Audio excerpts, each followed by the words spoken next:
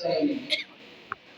Web development आपके पास अगर भी कोई ऑप्शन है मोस्ट प्रोबेबली नहीं होगी, लेकिन आप जो चीजें सीख रहे हो उसके साथ में वेब डेवलपमेंट कुछ भी नहीं है।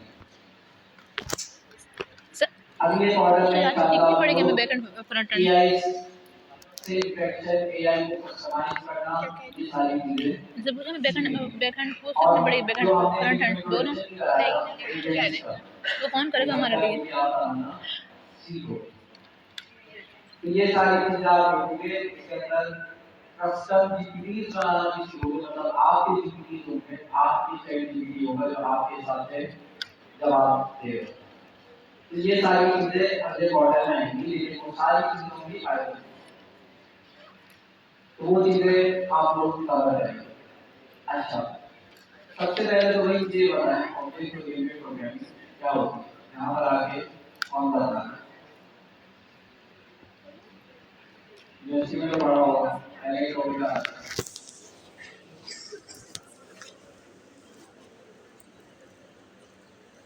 जी, हमारे बता तुम्हारा भाई तो आता है बैकएंड आता है, फ्रंट एंड आता है। फिर अगर तुम जीपीटी बना बोर्ड बनाओगे ना तो उसे इंटीग्रेट करने का मसला नहीं होगा। साथ में भाई है, और अगर हम जैसे लोग बनाएंगे उसको टीम चाहिए होगी, और अगर टीम भाग गई फिर फंसता है बंदा, फिर फंसता है। ये वाकई सही कह रही हूँ। ऑब्जेक्ट ओरिएंटेड प्रोग्रामिंग नाम से क्या चीज पता चलती है? ऑब्जेक्ट क्लास ऑब्जेक्ट्स एक चीज को आगे नाम दें कि आपकी प्रोग्रामिंग के अंदर मेन जो चीज होगी वो सारी बेस करनी होगी इस पे ऑब्जेक्ट्स पे, और उसके अंदर हम प्रोग्रामिंग करें। तो इससे हमारे पास थ्योरी भी होगी और जो है प्रैक्टिकल वर्क भी होगा, तो वो हम देखेंगे। जी सर, आ गए आप। वो नॉवल जो लिखा होता है ना, खुरामा खरामा खरामा खरामा जो भी वो नहीं आती नई नवेली। आज मेरी क्वार्टर वन की life last session journey start होती है और हर जर्नी के दुनिया में एग्जाम होता है। हमारे जो कोर्स है 4 लेवल के प्रोफेशन में होते हैं। लेवल 1 अच्छा ये होता है क्वार्टर 1 किया, क्वार्टर 2 में जाएगा, क्वार्टर 2 किया, क्वार्टर 3 में जाएगा। अब सिस्टम थोड़ा सा चेंज हो गया। सिस्टम क्या चेंज हुआ है कि आपके लेवल से आप जो चीजें सीखेंगे आप लेवल अचीव करेंगे। जब तक लेवल 1 क्लियर नहीं होगा आप लेवल 2 ले नहीं सकते। अच्छा, ये लेवल 1 क्या था? लेवल 1 है एलिमेंट, वो पिक्चर है जो बोल सकते हैं सर्किट चार्ज 4 लेवल में ग्रुप में पिक्चर आई थी।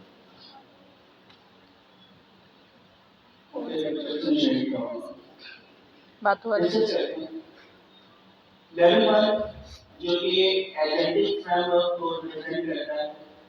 एजेंटिक फ्रेमवर्क यानी आप लैंग ग्राफ को यूज करते हुए कोई भी कस्टम एजेंटिक एप्लीकेशन बनाते हैं। इसके अंदर लैंग चेन, लैंग ग्राफ है और न्यू फॉर जे यानी knowledge graph databases, graph databases. 35 साल के बाद पहली दफा आईएसओ ने इसी डेटाबेस का आईएसओ स्टैंडर्ड पास किया। वो क्या? अभी तक हम डेटाबेस से इस्तेमाल करते हैं, यहाँ बहुत सारे लोग होंगे जो कि RDBMS से फैमिलियर। कितना लोग रिलेशन डेटाबेस मैनेजमेंट सिस्टम काफी नहीं कुछ। तो वहाँ पे मुश्किलात थी, बेदानिश गवर्नमेंट सक्सेसफुल है, लेकिन आप यहाँ पे देखें जिस तरह इंसान चीजों को याद रखता है उसी तरह उसी फॉर्म में चीजों को डेटाबेस की सूरत में सेव करवाया जाए। रियल वर्ल्ड में बहुत सारी एंटिटीज होती है। एंटिटीज कासिम एक एंटिटी है, हमजा एक एंटिटी है, भाई आपके बारे में एक एंटिटी है, स्टूडेंट्स एक एंटिटी है, शेयर एक एंटिटी है। ये कहाँ से आ रहा है? रियल वर्ल्ड में जितने भी ऑब्जेक्ट्स हैं हर ऑब्जेक्ट का रिलेशन यानी हर एंटिटी देखो का कैसे रिलेशन चलते हुए दूसरी एंटिटी और के साथ होता है। ना ये जो तेरे रिलेशन हम बनाते थे RDBMS रिलेशन डेटाबेस के अंदर, वहाँ पर करामा टैबलेट फॉर्म में हम इसको असाइन करते थे और एक टैबलेट का दूसरे टैबलेट के साथ रिलेशन होता था। बहुत बस आसान पिक्चर शो रिलेशन करवा आपको दो यार। बताता हूँ। देखिए टैबुलर डेटा में जो हम डेटा सेव करते थे उसका पर्पस ये था कि रिडंडेंसी ना हो। रिडंडेंसी का मतलब होता है डुप्लीकेशन। तो अगर हम यहीं पे जो स्टूडेंट्स और टीचर्स बैठे हैं उनका टेबल बनाए तो टेबल कैसे बनेगा, एक टीचर का टेबल बना दिया जाए, एक स्टूडेंट का। एक्सेल शीट आपने देखी, तो एक्सेल शीट की sheet number 1 teacher, sheet number 2 students. अब इनके दरमियान रिलेशन, तो कौन सा स्टूडेंट किस टीचर के साथ पढ़ रहा है उसके आगे उस टीचर की आईडी लगाना है। तो टेबल 1 का टीचर का रिलेशन मिल जाता है टेबल 2 के साथ, स्टूडेंट के साथ। यहाँ पे हमारे छोटे से student most probably 1000 students maximum. अब क्या होगा कि जब हम रिलेशन डेटाबेस बनाते हैं, जब भी मैं क्वेरी करूंगा तो टीचर नंबर 1 कोई उसने कितने स्टूडेंट को पढ़ाया या पढ़ा रहे हैं उनके ऑडिटोरियम, तो आपकी पहली क्वेरी चलेगी टीचर के टैबलेट के ऊपर और उसके अंदर हर रो के ऊपर टीचर नंबर 1 की आईडी को सर्च करें। टीचर नंबर 1 नहीं, जब टीचर नंबर 1 मिल जाएगा फिर टेबल जो आपका स्टूडेंट है उसके अंदर 1000 रोज हैं, तो हर एक रो के ऊपर टीचर आईडी 1 जिसको पढ़ा रहा है उसकी रो को सर्च किया जाएगा। जब भी हम ये काम करवाते हैं रिलेशनल डेटाबेस के अंदर, आप ये बात याद रखिएगा, जब भी मैं क्वेरी करूंगा टीचर नंबर 1 कितने स्टूडेंट को पढ़ा रहा है, रन टाइम उसी वक्त वो क्वेरी सर्वर पे जाए, जिसकी वजह से 3 रोज टेबल 1 की आइटरेशन होगी, रो चलेगा, बाकी 1000 रो टेबल 2 की आइटरेशन होगा हर दफा, जिसकी वजह से आपकी क्वेरी की जो कॉस्ट है वो बढ़ जाती है। कॉस्ट का मतलब पैसे, कॉस्ट का मतलब हार्डवेयर यूटिलाइजेशन, टाइम और आपकी सर्वर रिसोर्सेज। तो आपकी कॉस्ट क्या होती है, टाइम ज्यादा लेती है।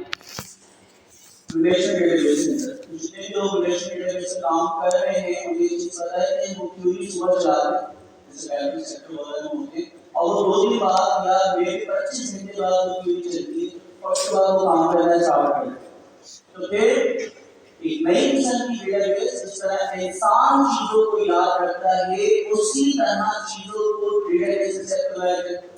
अब देखिए मैं आपको एग्जांपल देता हूँ, आपने जिंदगी में जितनी भी चीजें प्लीज आपने उनकी नोट्स बना के ग्राफ्स बना के आपने जहन में सेट किए हुए ग्राफ्स की सूरत में, और एग्जांपल फैमिली नोट। अब फैमिली की नोट की जब भी बात होगी आपके वालिदैन, आपके भाई, आपके चाचा ताया नियाज और उसके अंदर फिर जो आपके रिश्ते एक्सटेंड होते जाते हैं। अच्छा अब मैं देखिए सिर्फ नोट का नाम दूंगा, आप सारी इन्फॉर्मेशन को भूल के सिर्फ उस इन्फॉर्मेशन पे गौर करेंगे जिसका नाम है मैं कहता हूँ आपका ननियाल। तो अब ननियाल का मतलब क्या है कि सिर्फ आप नाना नानी, आपकी वाला और उनके बेटे और उनसे जितना रिलेशन ड्राइव। अच्छा मैं इसका कहता हूँ आपके सबसे बड़े मामले। तो अब क्या हुआ, ननियाल में नॉट फिल्टर हो गए, जो सबसे बड़े मामले उनके जितने रिलेशन हैं, उनके बेटे, बेटियां, ठीक है, और बेटा रिश्ते। तो ग्राफ डेटाबेस में यही बात होती है कि आप रिवर्स करके डायरेक्टली एक नोड को सेलेक्ट करते हैं और उस नोड के अंदर जितने भी रिलेशन होते हैं वो सारे के सारे लोड हो जाते हैं। तो वो टाइम जो कि रन टाइम में सर्च करता था वो सर्चिंग टाइम क्या हो गया 1000 टाइम ऑफ पास हो गया। इस वजह से इस वक्त अच्छा पहले ये स्टैंडर्ड थी, इसके अंदर सीमा फिक्स नहीं होता था, बेतहाशा चीजें थी जो इसके अंदर फिक्स नहीं होती थी, ISO जैसे स्टैंडर्ड में। तो हम बात कर रहे हैं 4 लेवल की, आप लोग के अब जो एग्जांपल आप लोग लेवल क्लियर करेंगे। लेवल वन वैसे का तो अभी मतलब सिर्फ है इन्होंने कि कस्टम आप जीपीटी पढ़ा है। एडिटिव फ्रेमवर्क जो है अभी आगे पढ़ाएंगे उसके ना, ऊपर तो ये तो प्रोग्राम आज प्रोजेक्ट बनाएंगे, सबमिट करवाएंगे। Q2 में करवाएंगे। जब तो लेवल आपकी 1 2 क्वार्टर का यूपीआईसी आइडिया कहीं नहीं होगी है। कि हाँ कोई काम आ गया है, आपने वाकई एडिटिव बेस्ड एप्लीकेशन बना ली, तो फिर आपको लेवल 2 में अलाउ करेंगे। लेवल 2 में अगर देखा जाए क्लाउड नेटिव को इस्तेमाल करते हुए हम स्केलेबल एप्लीकेशंस बनाएंगे, यानी वो जो एजेंट्स बनाएंगे उन एजेंट्स को हम क्लाउड पे डिप्लॉय कर सकते हैं। और डिप्लॉय करने का मतलब है वो स्केलेबल। स्केलेबल का मतलब है मिलियंस बड़ा बिलियंस टॉपिक है। ट्रिलियंस यूजर्स भी आ जाए फेसबुक यूट्यूब की तरह, हमारी एप्लीकेशन डाउन ना हो। ठीक है, तो ये फायदा आपको स्केलेबिलिटी और फास्ट एपीआई ग्राफक्यूब वगैरह के जरिए कुछ चीजें और भी फर्दर चीजें डॉकर कंपोज। लेवल 3 ये है ह्यूमनॉइड मेरा रोबोटिक। फेवरेट। अच्छा, अभी तक आपने देखा था कि रोबोटिक को हमने क्वार्टर 4 या लेवल 4 के बाद रखा था, लेवल 5 के अंदर, क्वार्टर 5। अब दुनिया की रोबोटिक की तरफ जा रही है, इस वजह से इस लेवल को हम ऊपर ले आपको हर चीज पता होना चाहिए। तो अब हम फिजिकल एजेंट, क्योंकि अभी तक 2 लेवल के अंदर आपने एजेंट बनाना तो सीखे, लेकिन वो एजेंट सॉफ्टवेयर वाइज होते हैं, सॉफ्टवेयर की फॉर्म में सॉफ्टवेयर चले ठीक दुनिया को नजर नहीं आ रहा। भाई को दिखाओ। लेवल 3 के अंदर आप रोज ऑपरेटिंग सिस्टम यानी रोबोटिक ऑपरेटिंग सिस्टम के जरिए आप रोबोटिक प्रोग्रामिंग नहीं सीखेंगे, आप एजेंटिक बेस्ड रोबोटिक बनाना सीखेंगे। एजेंट का मतलब है virtual human, self decision, autonomous decision लेने वाला। तो ऑटोनॉमस डिसीजन जो होगा वो लेवल 3 के अंदर रोबोट खुद लेगा, चलना है, रुकना है, पानी सर्व करना है, लाइट्स ऑन करनी ऑफ करनी, एक्चुअली जो फंक्शनैलिटी आपने इस बॉडी के अंदर परफॉर्म करवानी है वो आपने असाइन की। लेवल धो रहा है यार बार बार। लास्ट है लेवल 4 के अंदर जितने भी इस वक्त की एलिमेंट्स यूं हैं यूं करते हैं। उनको फाइन ट्यून करना, फाइन ट्यून करना, रेड एप्लीकेशन बनाना। फाइन ट्यून का मतलब है लास्ट टाइम जब मैंने फाइन ट्यून की एग्जांपल दी थी, आपकी अभिनय जो है वो सबसे अच्छा फाइन ट्यून है दुनिया में। सिर्फ कुछ अल्फाज बोल दी वो आपकी जिंदगी चेंज कर देंगे। हाँ, 3-4 बातों सुनाएंगे ना, बेहोश हो जाएगा। आज अपनी सारी चीजें बताना चाहिए आपको, सच्चाई का बात है। मैं 17 साल का 18 साल होने वाले नए नए आप जवान होते हैं। अच्छा, हर साल आपकी बर्थडे पे आपको विश किया जाता है, इतनी सारी दुआएं दी जाती हैं, आप आदमी की मुश्किल। फिर हर यानी 30 जून 1992 पैदाइश है, तो जून गर्मियाँ का महीना होता है, तो अक्सर आप लोग जब जवान नहीं होते तो सब गंजे वगैरह सारी चीज़ें आपकी चल रही होती हैं। तो एक दिन पहले मैं गंजों के आते गर्मी आदत थी हर साल की तरह। अब मैं सोता हूँ रात में, सुबह सुबह अम्मी की फाइंडिंग मेरी स्टार्ट, और फाइंडिंग किसी खतरनाक होती तो आप सो रहे हो और अम्मी आपको सुनाना स्टार्ट कर। मोस्ट प्रोबेबली आप सोचते हैं 10 minute, 15 minute, 20 minute, 25 minute, 30 minute, तो फाइन ट्यूनिंग स्टार्ट हो गई। ये बड़े हो गए, वालिद भी कमाने वाले, कभी सोचते नहीं है, और फाइन ट्यूनिंग के ऐसे ऐसे अल्फाज जो कि आपको बता रहे हैं, तो अम्मियाँ तो इसी तरह बोलती हैं। उस फाइन ट्यूनिंग के दौरान अम्मी ने कुछ एक वर्ड ऐसा बोला था जिसका मतलब मुझे आज तक नहीं पता। कि बड़े हो गए पॉल की खाने। अब मुझे इस लफ्ज के लिए आज तक मैंने पूछा कि पॉल की या पॉल कौन सा पॉल था, क्या था, उनको खुद भी नहीं पता। तो ये बड़े हो गए और अपने वालिद के ऊपर बैठ के पॉल की खा रहे हैं, वो लफ्ज मुझे आज तक समझ नहीं आया। मैं सुबह सुबह उठा, अपने कागजात लिए नालका ऑफिस पहुंच गए बिना नाश्ता के। वालिद पुलिस में थे, अब तो रिटायर वगैरह हो गए, तो मैंने जाके लाइन लगाई, प्रॉब्लम वो नहीं लंबी लाइन, सब प्रॉब्लम आगे का प्रोसेस बहुत लंबा। पापा जो थे वो ड्यूटी में रहे थे, जब वो वापसी आए तो अभी ने कहा कि आपका बेटा नाम रहा है, चेक करें। अच्छा, पापा आए, मैंने दूर से देखा, क्या हो रहा है, पापा लाइन में लगा। अब वो जो पुलिस की फाइलें होते हैं तो उनको अंदर जैसे ले गए, तो मैं जिस टाइम में खड़ा हुआ था उस होटल वाले के सिर्फ एक बंदे ही आगे गया था, सिर्फ टोकन लेने, हमें पूरा प्रोसेस करवा के वापसी भी आ गया। और वो CNIC की पहली तस्वीर थी, वो तस्वीर आप लोगों को अगर आपको दिखा दी आप लोग सही तो आप नहीं, हम मान ही नहीं सकते।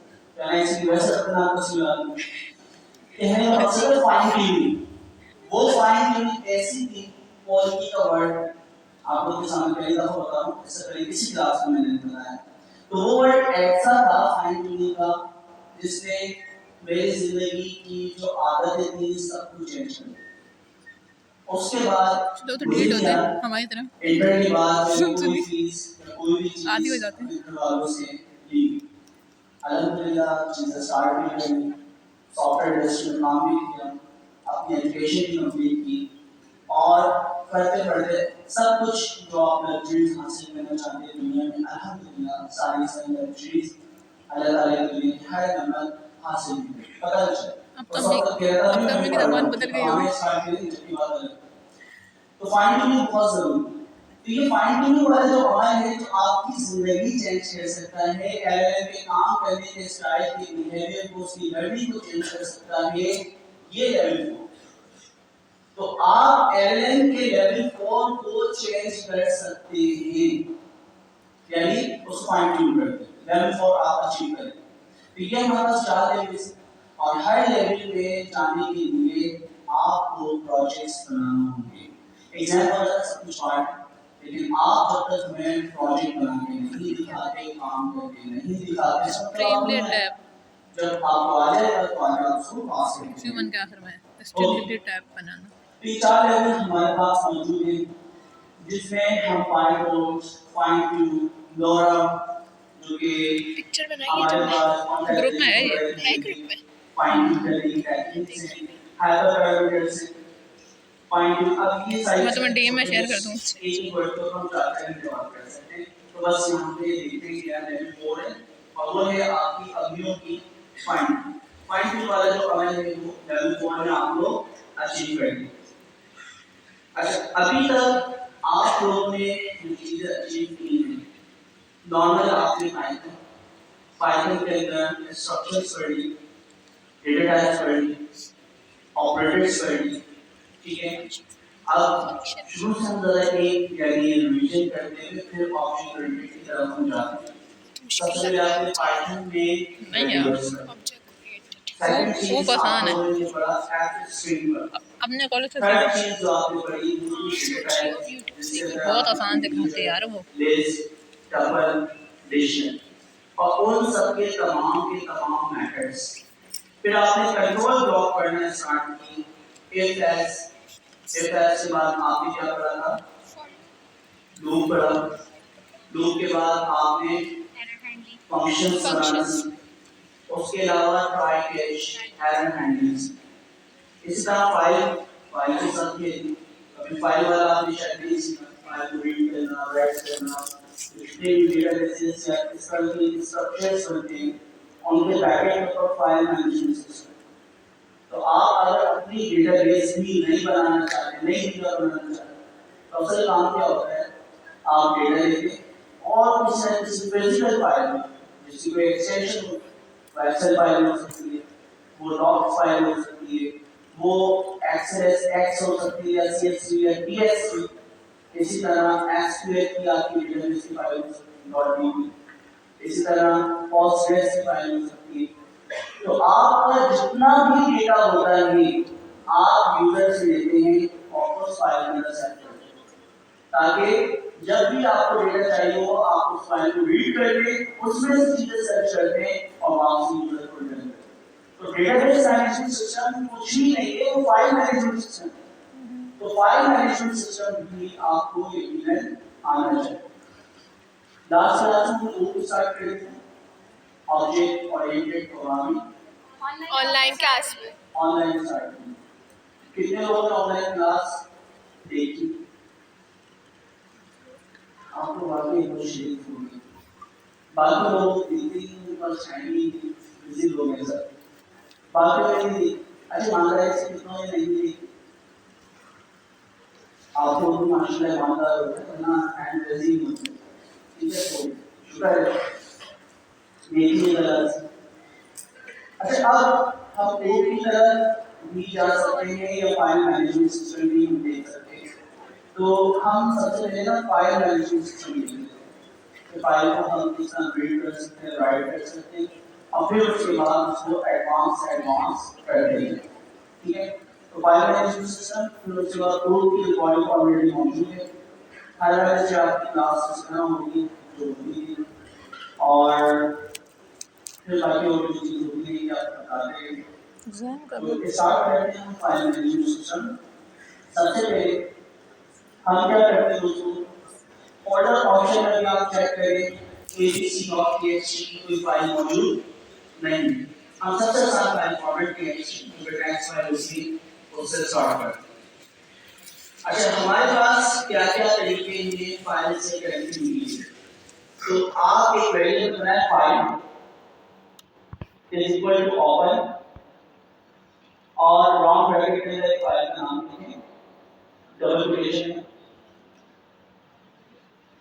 hello.txt, कॉमा डाल के w डाल के नहीं इसे बाहर आके डबल कोटेशन में ओके। उसके बाद नीचे आए f.write file.write थोड़ा जूम करिए, राउंड ब्रैकेट और यहाँ पे लिखते हैं फर्स्ट मैसेज, कुछ भी लिखते हैं डबल कोटेशन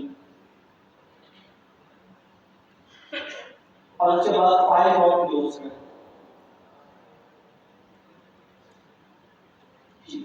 अब इसको चलाते हैं।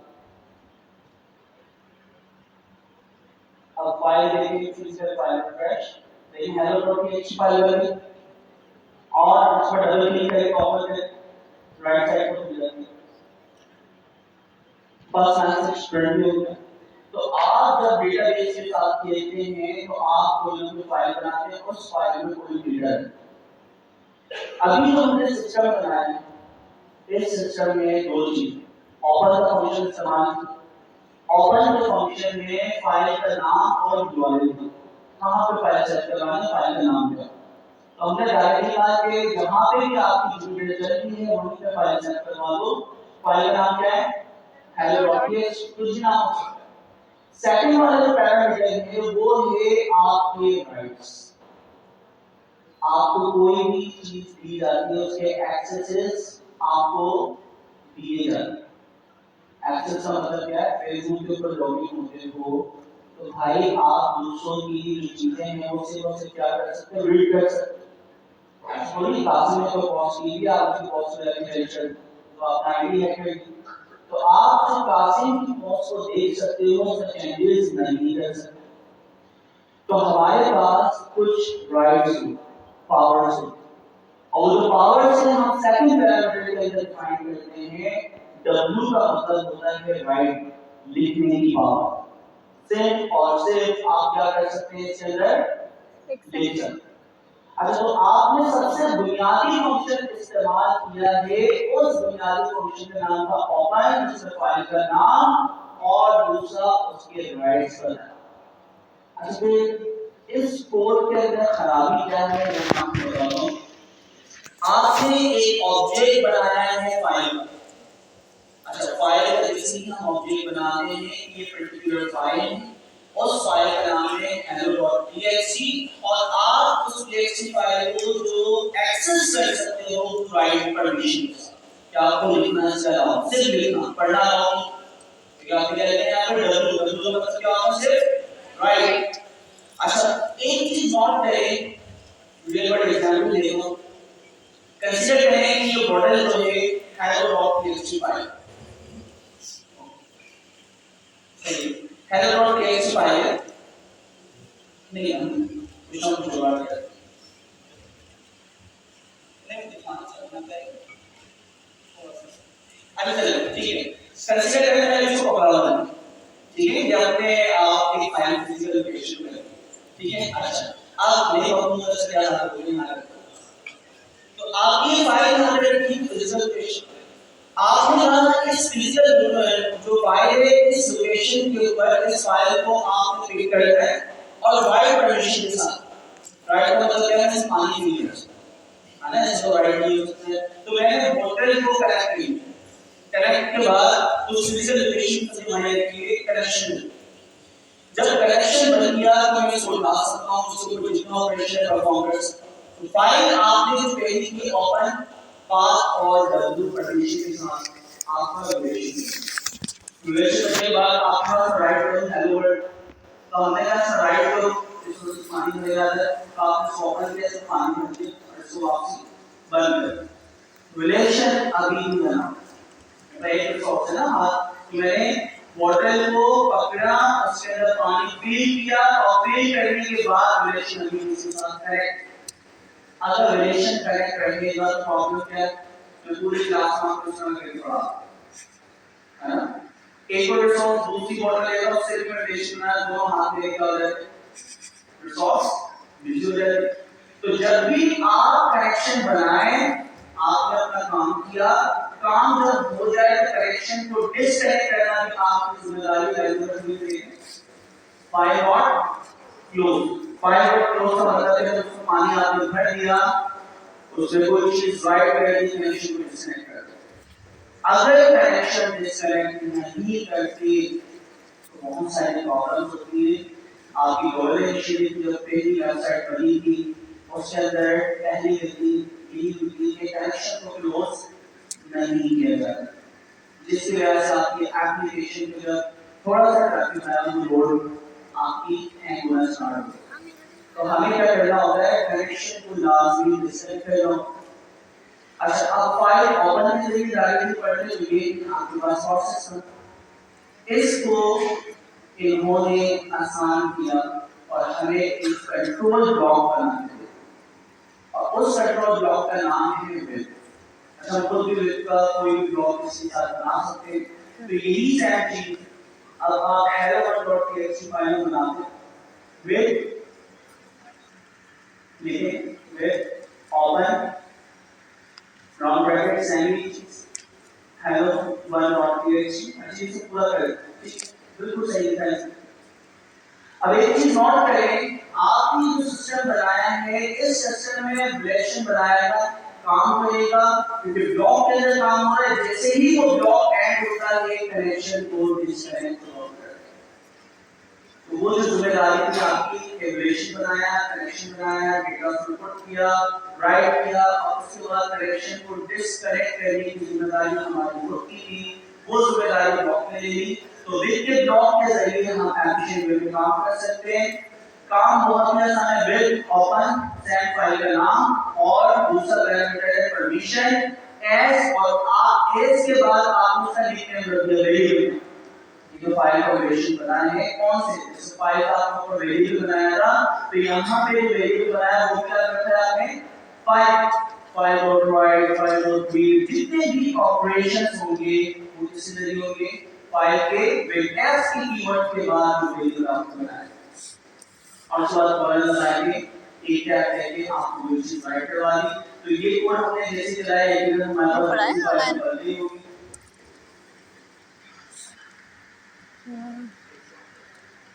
ठीक है, बंद कर दी।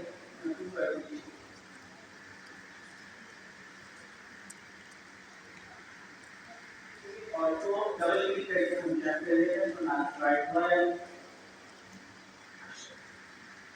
अब प्रॉब्लम हम फेस करते हैं।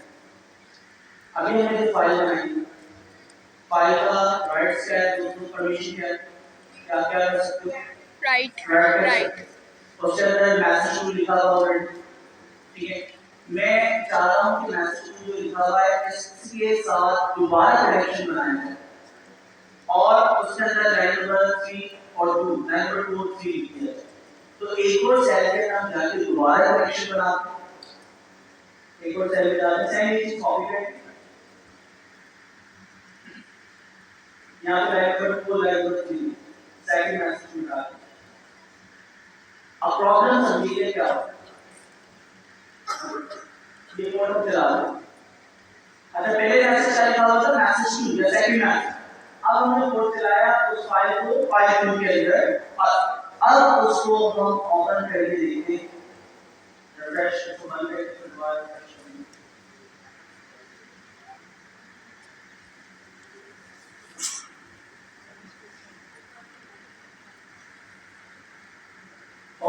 फ्रैक्चरेशन नहीं आना। क्या लिखा हुआ है लाइन नंबर 1, लाइन नंबर 2? बड़ी प्रॉब्लम हो गई सेकंड लाइन से शामिल। अच्छा अब जरा कंसीडर करें बैंकिंग एप्लीकेशन में डेटाबेस डेटा हमारा 25 साल का डेटा था, 25 साल आप उस फाइल के साथ रिलेशन बनाया डब्ल्यू के साथ, और आपने कहा कि 25 साल का डेटा तुमने ना उससे आगे बुलाई होगी, आपने कोड चलाया और कोड चलते ही उस 25 साल के डेटा को उसने मिटाया और उससे आपका जो नया डेटा है क्या हुआ? जॉब से बाहर सारा डेटा डब्ल्यू का मतलब उसको राइट परमिशन और राइट परमिशन Bankrupt कर देगा बैंक। कोड आप चलाएंगे वो पुराने डेटा को क्या कर देगा? ओवरराइट मिटा दे। ये बड़ा मुश्किल तरीन काम हो गया है। क्या है? ठीक है, तो हमारे पास मुख्तलिफ टेक्निक्स हैं जिनके जरिए हम डेटा प्रोवाइड और ओवरराइड भी करवा सकते हैं। लेकिन जब भी हम फाइल को ओपन करके जरा लॉजिक को समझें, फाइल ओपन होते ही आपकी जो कर्सर की पोजीशन होती है बिल्कुल स्टार्ट हो गई। ठीक है, कर्सर की पोजीशन क्या होती है? स्टार्ट। अच्छा अब हम किसी फाइल को जो पुराने लाइन पर कोड से लिखा हुआ, हम इसी फाइल को w+ परमिशन के साथ कोड कॉपी करें दोबारा ये कोड कॉपी करें यहाँ पे लाइन नंबर 4 और 5। अच्छा अब w के साथ प्लस लगा, w के साथ प्लस या आप r अगर लिखते r का मतलब रीड और w मतलब क्या है? राइट। तो w प्लस मतलब रीड एंड राइट दोनों पावर आपके पास। w प्लस मतलब रीड एंड राइट, और रीड भी कर सकते हैं राइट भी कर सकते हैं। अच्छा आपने नई चीजें राइट करवाई और नीचे आके आप क्या करें? 9.5 के बाद एंटर प्रिंट, ठीक है ऐसा सही रीड और कहा हुआ रीड भी करो। अब हम कोड चलाते हैं और फाइल बन गई कोड और ऐसा निकाल के सुना क्या किया ऐसे 1 लाइन नया डेटा डाला और 5 कहाँ से आ रहा है? रीड परमिशन किया। अब लॉजिक को समझना है, जब भी आप फाइल ओपन करते हैं आपका जो कर्सर होता है वो हमेशा आपकी कौन सी पोजीशन पर आता है? 0 पोजीशन, जिसकी वजह से जो भी कुछ आपने उसमें लिखा है वो क्या होता है? रिमूव होता है। और उसके बाद जो उसने लिख दिया आप उस नॉर्मल तो पाकिस्तान जिंदाबाद कर्सर की पोजीशन क्या होता है? पाकिस्तान जिंदाबाद, पाकिस्तान जिंदाबाद यानी बी के बाद। अब मैं कहता हूं उससे आगे रीड करो, तो उससे आगे रीड करो क्या हो? उससे आगे कुछ भी नहीं। तो जब मैंने रीड का फंक्शन लगाया तो भी नहीं करवा उसकी वजह से मैं अपने कर्सर की पोजीशन बिल्कुल स्टार्ट कराना चाहता हूं। तो आप रीड से पहले रीड से इस लाइन से पहले चलना है लाइन नंबर 5 से चलना 5.6 क्या था? कितना समझता है? आपको समझता है? अब इसको चलाना हमें तो पूछता नहीं। अच्छा इसने क्या किया? राइट भी करवा दिया, अभी भी ओवरराइट करना है, रीड का w बनता है ओवरराइट करना और आपकी पोजीशन से वहां बदलना। तो इसने क्या किया? उसको मिटा के ओवरराइट करवाते हुए उसको रीड करवाया, सॉरी ओवरराइट करवाया और कर्सर की पोजीशन जो एंड में आपने रीड के बाद कर्सर जिंदाबाद के उसको डाल सी का मतलब है कर्सर की पोजीशन, और कर्सर की पोजीशन बिल्कुल कहां पर आ रही है? टॉप पे। तो अब टॉप पे आ रहा है, उसके बाद लिखेगा रीड, तो आपकी कर्सर की पोजीशन लाइन की बिल्कुल स्टार्ट में पहली लाइन पे आ रही है, उसके बाद आप जब रीड करना स्टार्ट करेंगे तो जो मैसेज उसके अंदर प्रिंट होगा है फॉर्म कर्सर। अच्छा अब आप इसी कोड को उसको दें क्या नाम है? जनरेट एआई को, और उससे हम कहते हैं कि रीड राइट ऑपरेशन दोनों परफॉर्म करना है किसी लॉजिक के तहत। तो इसको प्रूफ है आप कौन नहीं आ रहे, उनसे क्यों करवा रहे हैं? लॉजिक। नींद आ रही है। मैं रात में 9 बजे सोई हूँ, 1 बजे उठी हूँ, फिर नहीं सोई। फिर सोई हूँ 4 साढ़े 4 बजे, फिर 6 बजे उठी हूँ, फिर फजर पढ़ के फिर इधर आ गई। मैं उठी तो 6 बजे। फिर सोई कितने बजे हो? 3 बजे। इसमें क्या किया है? इसमें 3 लॉजिक अलग अलग इस्तेमाल की। पहला वाला फाइंड राइट करना है W के साथ। दूसरा वाला A का मतलब होता है अपेंड।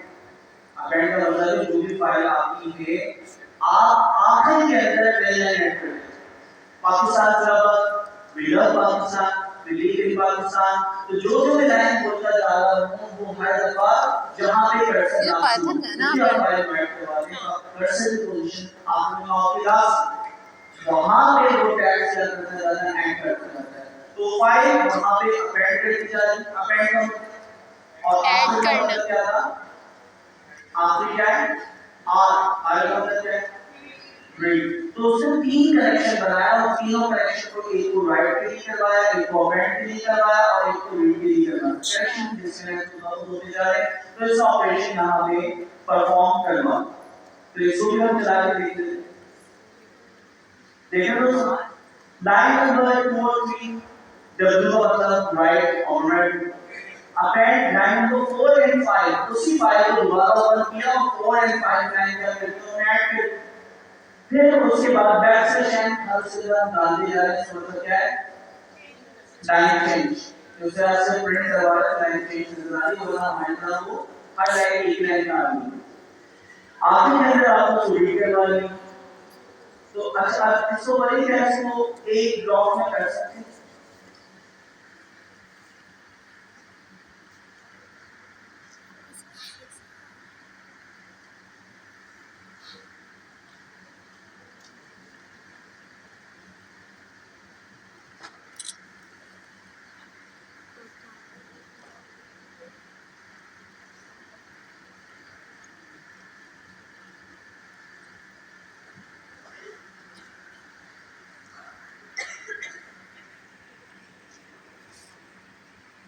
लेकिन ऑपरेशन अलग अलग ऑपरेटिंग के लिए काम करना है।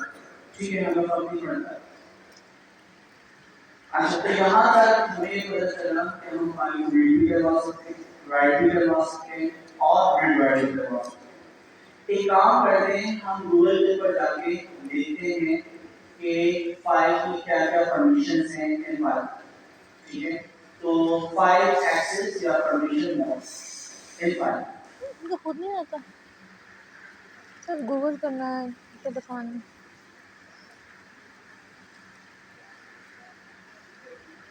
करते हैं इसको प्रॉपर विचार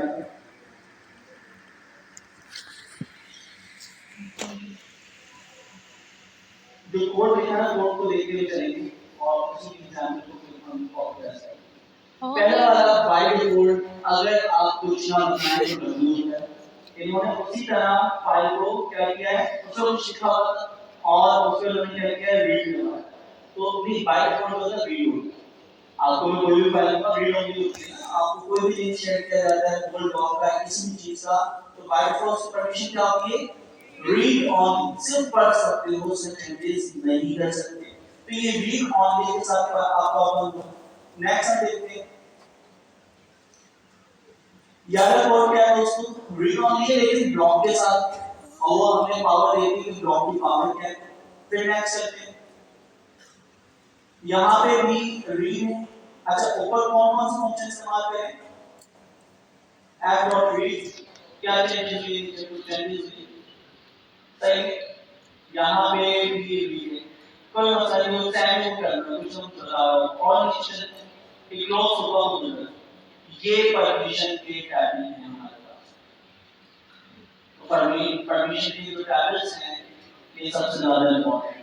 आर का मतलब क्या है? Read only.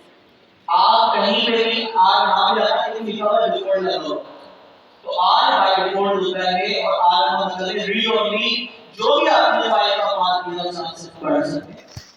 W का मतलब क्या है? आप राइट कर सकते हैं। ठीक है ट्रंकेटिंग एंड ट्रंकेट का मतलब पुराना डेटा को रिमूव करके हम ड्राइव करवा दें। X का मतलब क्या होता है दोस्तों? Create a new file and open it for write। तो ये आपकी नई फाइल भी बनाता है और कॉपी भी कर देता है राइट करवाने के लिए। X आ जाता है। एक मतलब क्या होता है? Append। आपकी जो डेटाबेसेस होती हैं उनके अंदर W मोड होता है या A मोड होता है? क्या मोड होना चाहिए? आप सबका डेटा एक एक्सेल फाइल में राइट करना तो A होना चाहिए A क्यों होना चाहिए? क्योंकि बार-बार फाइल बंद भी हो रही है, क्लोज भी हो रही है, उसे राइट कर रहे हैं। तो अपेंड का मतलब जो आखिरी एंट्री है उस एंट्री के बाद डेटा को प्रिंट किया जाए। तो A अपेंड मोड को इस्तेमाल करें। P का मतलब क्या है? Text binary. B का मतलब बाइनरी मोड होता है, ठीक है? बाइनरी में वो आपकी इस बाइनरी मोड के जरिए कोई इमेज, वीडियो, ऑडियो कोई भी स्टैंडर्ड फाइल को हम रीड कर सकते हैं इसी डिरेक्शन की। लेकिन उसको ऑपरेट करवा के उसको वापसी के कोड की कोड करना पड़ता है। तो हम बाइनरी मोड में हम दूसरी फाइल टेक्स्ट फाइल को भी रीड कर सकते हैं। वो बाइनरी में कन्वर्ट होती है 0 1 में। लास्ट है प्लस। किसी पे भी प्लस लगा देते हैं तो उसमें क्या पावर आ जाएगी? रीडिंग है राइट। तो ये आपकी सॉल्यूशन है। बस ये है। तो जब भी आपको जरूरत पड़े इन मॉड्स के तहत आप कोई भी फाइल आपने डेटाबेस बना स्नैपचैट से मुझे बनाओ। जो भी डेटा आएगा उस डेटा को पर्टिकुलर डिक्शनरी में लिस्ट में टपल में जिस फॉर्मेट में आप राइट करवाना चाहें करवा सकते हैं। तो जितने भी सॉफ्टवेयर बनते हैं जितने भी मेमोरी का आपको ऑप्शन दिया जाता है तो हम अपनी लॉन्ग टर्म कंसिस्टेंसी या जो भी अपनी मेमोरी सेट करवा दो फाइल से करवा। तो फाइल मैनेजमेंट सिस्टम जो है इसी तरह हम कर सकते हैं। एंड्रयू लाइट में जो करवाया हमारे पास पैकेजेस हैं OS के सिस्टम उसके कोर्स में ये वाला करवाया है इसने पाइथन का फाइल सिस्टम। जो इन्होंने रिकमेंड किया था। आपको कोई भी ऑटोमेशन करेंगे अभी फोल्डर बनाते हैं उसमें डबल क्लिक करते हैं राइट क्लिक करते हैं फोल्डर की लिस्ट निकालते हैं। हमारे पास एक पाइथन का पैकेज आप लोगों को इस्तेमाल करना चाहिए PyArdo GUI। ये देखिए आपको बहुत काम आने वाला पैकेज है PyArdo GUI। कितने लोग हैं जिन्होंने ये पैकेज कभी इस्तेमाल किया है? क्या फाइल? PyArdo GUI। और दोबारा हैंडल्स में कौन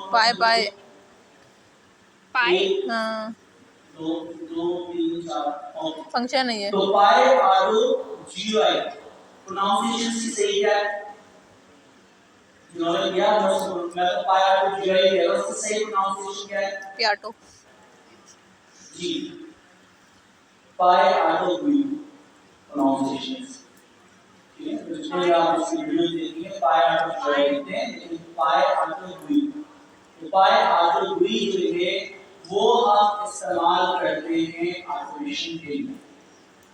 ठीक है। ऑटोमेशन का मतलब क्या है?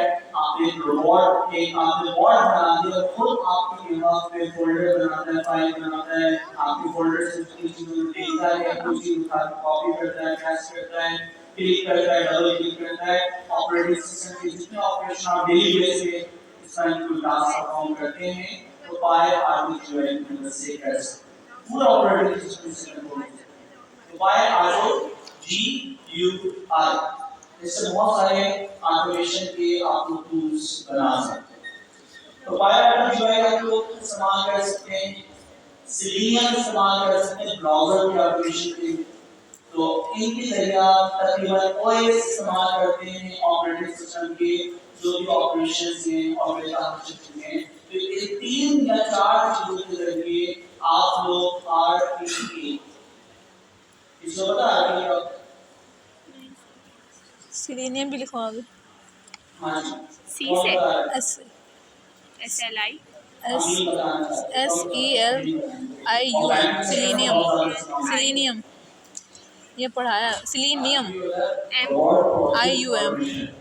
आरपीए का कांसेप्ट ये होता है कि आप जो अपने कॉमन टास्क हैं जो ऑपरेटिंग सिस्टम का आप करवाने हैं किसी डिवाइस को परफॉर्म कर रहे हैं जो एक यूनिट परफॉर्म कर रहा है जस्ट लाइक अगर माउस की क्लिक कर रहे हैं, कर्सर डेवलप कर रहे हैं, प्लस साइड पे फॉर्म फिल कर रहे हैं, या सपोज करें कि एक्सेल में आप डेटा एंट्री कर रहे हैं, इस तरह की जो भी मैनुअल टास्क होते हैं उसको ऑटोमेट करते हैं। तो आरपीए के बड़ा जबरदस्त पुराने टूल है हमारे पास, वो यूज करते हैं रैंकिंग में, जो आपने बताया था यूज में।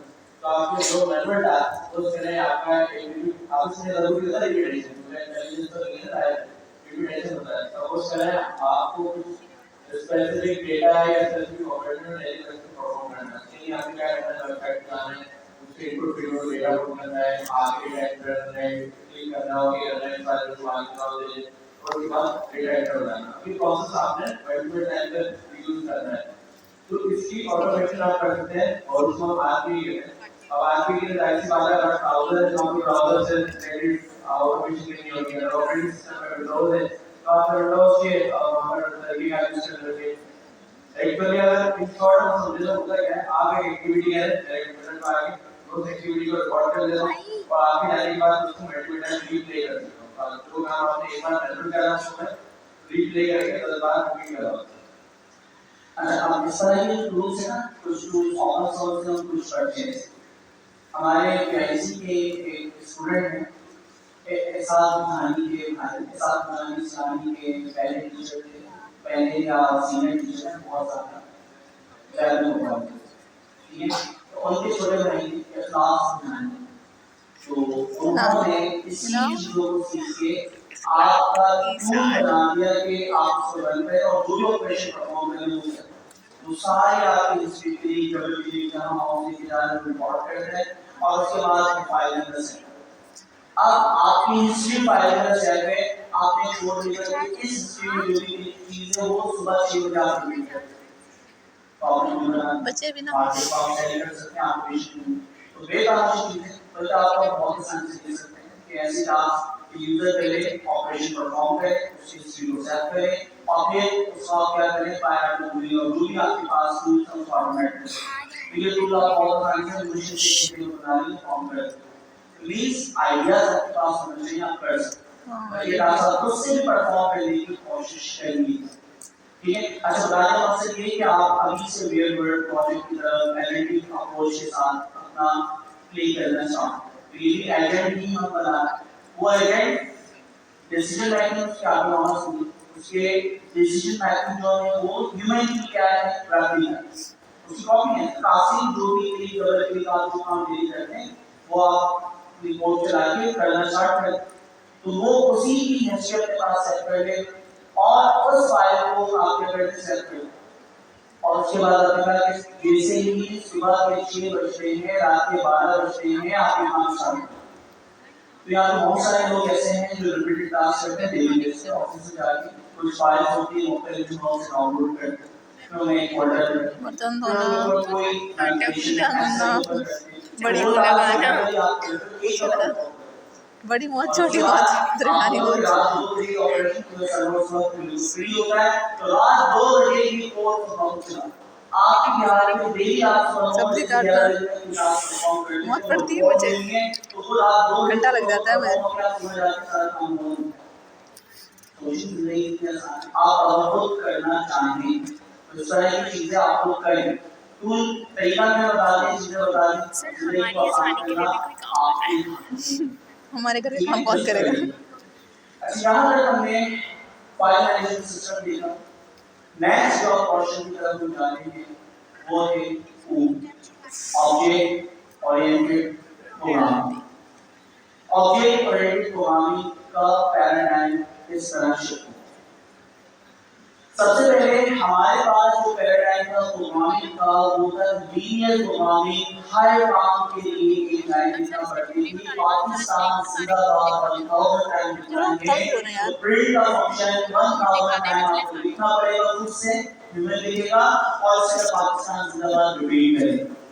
तो पैराडाइम पहले तो लीनियर प्रोग्रामिंग, हर काम के लिए एक लाइन, कितनी लाइन चाहिए। तो फिर हमारे पास एक्सक्यूज मी, स्ट्रक्चर प्रोग्रामिंग, बोलो यार, प्रोसीजरल प्रोग्रामिंग या कंट्रोल स्ट्रक्चर। यार सर पढ़ा रहे हैं, काइंडली थोड़ा। हमारे पास जो स्ट्रक्चर प्रोग्रामिंग है उसमें हमें कंट्रोल्स दिए गए, जैसे कि रूट, नोटेशन करवानी थी, फंक्शन का ब्लॉक आपके रिपीटेशन को रोकने के लिए, ट्राई का ब्लॉक एरर हैंडलिंग के लिए, विल का ब्लॉक किसी भी ऑब्जेक्ट के साथ रिलेशन बना के जब वो काम हो जाए रिलेशन को डिस्कनेक्ट करने के लिए। तो वो सारे के सारे काम जो है दोस्तों आप क्या कर लेते हैं, ब्लॉक के जरिए कर लेते हैं, कंट्रोल से जरिए कर लेते हैं। तो हमारे पास है कंट्रोल। कंट्रोल प्रोग्रामिंग की भी कुछ खामियां हैं। फायदा तो हमें दिखा गया कि इतनी आसानी से कंट्रोल लिखते हैं रिपीटेशन के बाद। अब पर्पस ये था कि रियल वर्ल्ड में जिस तरह हम चीजों को मैनेज करते हैं, याद रखते हैं, उनमें चेंजेस करते हैं, वही सेम स्ट्रक्चर रियल वर्ल्ड में जो चीजें होती हैं वही सिस्टम को हम यूटिलाइज करते हैं। चाहे वो बैंकिंग का सिस्टम एग्जिस्टिंग था रियल वर्ल्ड में, वो काम मैनुअली होते थे। आपकी बिल जो आप यूटिलिटी बिल से आप सबमिट करवाते थे, मैनुअली बिल्स आपके सबमिट होते थे। आप किसी भी मैनुअल सिस्टम को ऑटोमेट कर यानी डिजिटलाइज कर, लेकिन वो मैनुअल पूरा रियल वर्ल्ड में पहले से एग्जिस्ट होता है। तो अब क्या होगा दोस्तों, हम रियल वर्ल्ड में जितनी भी चीजें होती है, दुनिया में कोई भी चीज जिसका कोई नाम है वो क्या कहलाता है, ऑब्जेक्ट। दुनिया में कोई भी चीज जिसका कोई नाम, कार, माइक, कासिम, अमीन, फर्जिया, दुनिया में जितनी चीजें हैं जिसका कोई नाम है वो ऑब्जेक्ट। अच्छा, अब जितने भी ऑब्जेक्ट होंगे वो हमेशा दो चीजों में मुश्तमिल होते हैं। पहली चीज मेथड्स और दूसरी चीज एट्रीब्यूट्स। अच्छा, कासिम या किसी ऑब्जेक्ट की हम एग्जांपल लेंगे, आप लोग उसके मेथड्स और एट्रीब्यूट्स मुझे दिखाएंगे डेफिनेशन बताने के बाद। कोई भी ऑब्जेक्ट अगर वो कोई एक्शन परफॉर्म कर रहा है, उसकी एक्शन परफॉर्म करने की जो पावर होती है उसे हम कहते हैं मेथड। कासिम की एग्जांपल लेते हैं, कासिम कौन कौन से एक्शन परफॉर्म कर सकता है, बोल सकता है, चल सकता है, खा सकता है, पढ़ा सकता है, लाइक ऑनलाइन सेशन कंडक्ट कर सकता है। XYZ जिसमें कासिम कोई ना कोई एक्शन परफॉर्म करने की पावर रखता है, उस पावर को या उस तरीके को हम कहते हैं मेथड। तो हमें पता चला कि मेथड की डेफिनेशन ऐसी पावर जिससे कोई एक्शन परफॉर्म करे। ओके, दूसरी चीज होती है प्रॉपर्टी। अब प्रॉपर्टी के मुख्तलिफ नाम हैं, प्रॉपर्टीज, एट्रीब्यूट्स, डेटाबेस में सेक्यूरिटीज भी कहते हैं। वे कांसेप्ट्स यानी मुख्तलिफ नाम लेकिन एक नाम याद रखते हैं, प्रॉपर्टीज। प्रॉपर्टीज का मतलब होता है ऐसी खासियत जो कि अपने पास कोई वैल्यू स्टोर करे, इसमें कोई एक्शन नहीं हो, यानी ऐसी कोई भी चीज, ऐसी प्रॉपर्टी जिसके अंदर कोई एक्शन परफॉर्म ना हो लेकिन वो अपने पास कोई वैल्यू स्टोर रखे, उसको हम क्या कहते हैं, प्रॉपर्टीज, एट्रीब्यूट्स। ठीक है, अब कासिम की एग्जांपल हम लेते हैं। सारे वो एक्शन जो परफॉर्म कर सकता है वो क्या है, इसके मेथड्स, प्रॉपर्टीज। प्रॉपर्टीज हम लेते हैं जिसमें वो कोई वैल्यू स्टोर रखता है। नेम की property, Mohammad Raj. Father name की property, Mohammad Raza. Age, please. इसी तरह आपके पास क्या हो सकता है, education, master in data science. और क्या हो सकता है, height, eye colour, hair colour, weight. इस तरह की जितनी भी एट्रीब्यूट्स हैं या उनको हम प्रॉपर्टीज कहते हैं, इसमें कोई एक्शन परफॉर्म नहीं, इसमें टेम्परेरी तौर पे या परमानेंट तौर पे कोई ना कोई वैल्यूज हो, तो उसको क्या बोलते हैं, एट्रीब्यूट्स। अच्छा, अब एग्जांपल हमें पता चल गई। रियल वर्ल्ड में हर चीज एक ऑब्जेक्ट है, कासिम एक अलग ऑब्जेक्ट है, सरजिया एक अलग ऑब्जेक्ट है, अमीन एक अलग ऑब्जेक्ट है, हमजा एक अलग ऑब्जेक्ट। अब मैं अगर आपको ये टास्क देता कि दुनिया में जितने भी ऑब्जेक्ट्स हैं, पहले तो ऑब्जेक्ट के नाम याद, फिर दूसरी चीज कासिम, सरमीन, सरजिया और जितने लोग बैठे हैं दुनिया में जिंदा है, मर गए, ठीक है, उन सबके नाम याद रखें, फिर उनके एट्रीब्यूट्स याद रखें, फिर उनकी प्रॉपर्टीज यानी एट्रीब्यूट्स या मेथड्स और एट्रीब्यूट्स, ये दो चीजें याद रखें। क्या इंसान के लिए ये पॉसिबल है? जितना भी जीनियस हो ये काम कर ही सकता। तो हमारे साइंटिस्ट ने क्या किया, रियल वर्ल्ड ये प्रॉब्लम पाई और उन्होंने कहा कि हम चीजों को कैसे आसानी से मैनेज कर सकते हैं, याद रख सकते हैं। उन्होंने क्लासिफिकेशन करी। तो उन्होंने क्लासिफिकेशन क्या की, like living thing, non living thing. अब क्लासिफिकेशन आपकी दुनिया में जितनी है, सबसे बेस्ट आपकी एब्स्ट्रैक्ट जो है वो living thing and non living. इस क्लास में या ऑडिटोरियम में हम बात करते हैं लिविंग थिंग में सारे इंसान जो बैठे हैं, हम डिटेल में डिस्कस करते हैं। सारे जो इंसान बैठे हैं वो लिविंग थिंग। और नॉन लिविंग थिंग आपकी desk, mic, stage, light, AC. अब जितनी भी चीजें हैं जिनका कोई नाम है वो क्या है, ऑब्जेक्ट। और ऑब्जेक्ट हमेशा दो चीजों पे डिपेंड होता है, एक्शन करने की पावर और प्रॉपर्टी सेट करने की काबिलियत। ये दो चीज। कोई भी ऑब्जेक्ट लेते हैं, हम जैसे लेते हैं एनिमेशन, एसी का ऑब्जेक्ट। मुझे बताएं एसी के एक्शंस यानी मेथड्स क्या क्या होते हैं? क्या होता है? कूलिंग, ठीक है, पहला एक्शन। दूसरा एक्शन क्या होता है? एयरफ्लो एसीडीसी इनपुट, उसका एसीडीसी इनपुट। ये एक्शन क्या परफॉर्म करवा सकते हैं? आपने एक्शन ऑन किया, अब इसके एक्शन क्या हो सकते हैं? इससे एक्शन क्या परफॉर्म करवा सकते हैं? वेंटिलेशन हो रही। अच्छा, आप देखिए रिमोट अगर मैं से कंट्रोल लेता हूं, मैं इसको टर्न ऑन कर सकता हूं, ऑफ कर सकता हूं। इसके बाद पावर, इसकी एट्रीब्यूट तो मैटर है, ऑन हो सकता है, ऑफ हो सकता है। आप टेम्परेचर को इंक्रीज कर सकते हैं, डिक्रीज कर सकते हैं। फिर आपको मोड है, कूल मोड लगाया, ड्राई मोड लगाया, फिर उसके बाद वेंट्स यानी कंट्रोल्स। तो जितने भी एक्शन ऐसी परफॉर्म कर सकते हो सारे मैट्रिक्स। प्रॉपर्टीज क्या है? बात करें प्रॉपर्टीज क्या क्या है यहाँ पे? ऐसी कलर, वेट, ठीक है, वेट, हाइट, ब्रांड नेम,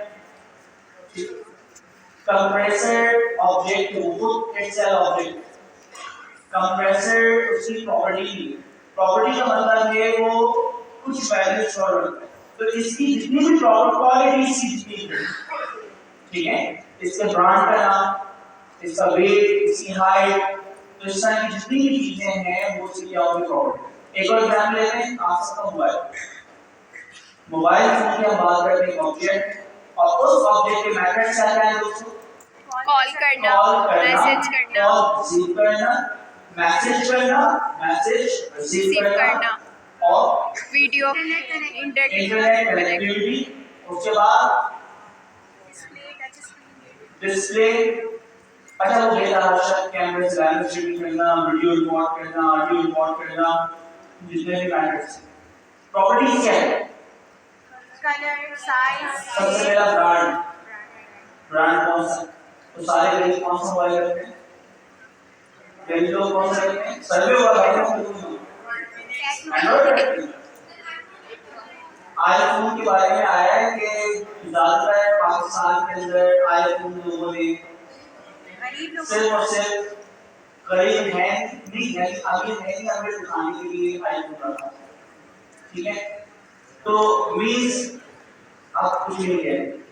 तो दोस्तों, ब्रांड, उसका वेट, उसका कलर और उसकी जितनी भी ऐसी क्वालिटीज हैं, जो प्रॉपर्टीज आप बता सकते हैं, तो अब आप दुनिया की हर चीज के मैटर्स और एट्रीब्यूट में डिफरेंशिएट कर सकते हैं।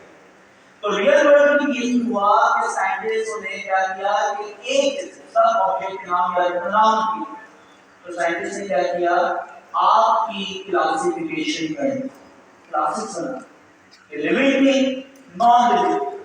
उसके अंदर लिविंग थिंग के अंदर एनिमल, एनिमल के अंदर मैमल्स, मैमल्स के अंदर मैन, क्या नाम है? ह्यूमन, और ह्यूमन के अंदर मैन और फीमेल। तो हमारी सबसे लो लेवल जो क्लास है मैन और फीमेल, ह्यूमन क्लास है, लेकिन ह्यूमन क्लास डायरेक्टली ऑब्जेक्ट नहीं, एब्स्ट्रैक्ट। सिमिलर आपकी प्रॉपर्टीज में कोई भी चीज जनरलाइज होती है उसको हम एब्स्ट्रैक्ट क्लास बनाते हैं। रियल वर्ल्ड जो आपकी होती है क्लास जिससे हम ऑब्जेक्ट बनाते हैं। तो हमारी जो क्लास है वो ह्यूमन के अंदर मैन और फीमेल क्लास के ऑब्जेक्ट यहाँ पे। अच्छा, जिंदगी कैसा आसान हो दोस्तों? कि आप सारी की सारी चीजों को याद नहीं रख सकते, तो सिमिलर ऑब्जेक्ट्स की आपने क्लास बना दी और उन सब क्लास के ऑब्जेक्ट्स मेथड्स और एट्रीब्यूट ऑब्जेक्ट हम सिर्फ उनकी जो क्वालिटीज दो क्वालिटी होती है मेथड्स और एट्रीब्यूट। तो साइंटिस्ट ने क्या किया कि इस दुनिया में इंसान भी है, जानवर भी है, कैट क्लास भी है, डॉग क्लास भी है, तो उन क्लासेस की उन्होंने क्या ब्लूप्रिंट बनाया कि आप उसको आसानी से याद रख सकें कि इंसान जो है बोल सकता है, चल सकता है, खा सकता है, फिर सकता है, बना सकता है, सीख सकता है, तो जितने भी एक्शन परफॉर्म करें वो ह्यूमन के अंदर, मैन और फीमेल के अंदर, ये आपके क्या हो गया एब्स्ट्रैक्ट डायरेक्टली इनहेरिट होता है। अच्छा दोस्तों, इस तरह जितने आप दूसरी जो क्लासेस हैं उनके मेथड्स और एट्रीब्यूट्स हैं। तो ब्लूप्रिंट का मतलब है सिर्फ हमने अपनी याद दिखाने के लिए एक क्या किया, एक स्ट्रक्चर बना लिया जिसको हम कहते हैं क्लास। और मैं अब जब भी क्लास का नाम लेता हूँ फर्नीचर, तो आपके जहन में फर्नीचर की जो भी प्रॉपर्टीज और मेथड्स होते हैं क्या है, डेस्क भी फर्नीचर है, आपकी चेयर भी एक फर्नीचर है। इस तरह जितने भी ऑब्जेक्ट जो कि फर्नीचर की कैटेगरी में, फिर उसके भी क्या होंगे सब क्लास। सब क्लास मतलब क्या है कि भाई डाइस जो है वो आपके पास क्या है, एक ऑब्जेक्ट, तो उस ऑब्जेक्ट के मेथड्स और एट्रीब्यूट अलग होंगे। फर्नीचर क्लास की पेरेंट क्लास एब्स्ट्रैक्ट क्लास, यानी डायरेक्टली फर्नीचर कुछ नहीं होता, फर्नीचर के जनरल मेथड्स और एट्रीब्यूट्स होंगे। तो दोस्तों हमें पता चला रियल वर्ल्ड में चीजों को आसानी से याद रखने के लिए क्लासिफिकेशन की जाती है। तो प्रोग्रामिंग में भी वो ऑब्जेक्ट ओरिएंटेड प्रोग्रामिंग बनाई गई जिसमें कोई भी ऑब्जेक्ट अगर आपने बनाया, अच्छा प्रॉब्लम क्या है प्रोग्रामिंग में कि अगर आप हर चीज को इंडिविजुअल मैनेज करना चाहते हैं, कासिम बोल सकता है, सर्जिया बोल सकते हैं, कासिम चल सकता है, सर्जिया चल सकते हैं, तो सिमिलर जितने भी लोग यहाँ पे मैथ क्लास से बिलोंग कर सकते हैं, हम सबके मेथड्स और एट्रीब्यूट क्या है, सेम सिमिलर। मैं अगर कहूँ अच्छा अब individual object 1 object 2 person 1 person 2 person 3 उनसे से बुलवाना है हेलो, तो आपको स्पीक का जो फंक्शन है पर्सन 1 के लिए बनाना पड़ेगा ट्रांजिशन आपकी प्रोसीजर या स्ट्रक्चर प्रोग्रामिंग जो अभी तक आपने सीखी है। Person 1 speak, person 2 walk, person 1 like eat, तो जितने भी मेथड्स हैं पर्सन 1 के नाम से बनाना पड़ेगा और पर्सन 2 के नाम से बनाना पड़ेंगे अगर इंडिविजुअल मैनेज करना है। ऑब्जेक्ट ओरिएंटेड प्रोग्रामिंग ये कहती है कि आप एक ब्लूप्रिंट बनाएं, उस ब्लूप्रिंट को एक स्ट्रक्चर बना लें और उस ब्लूप्रिंट को हम कहते हैं जिस तरह रियल वर्ल्ड में क्लासिफिकेशन की गई है, तो यहाँ पे क्या कहते हैं दोस्तों, क्लास।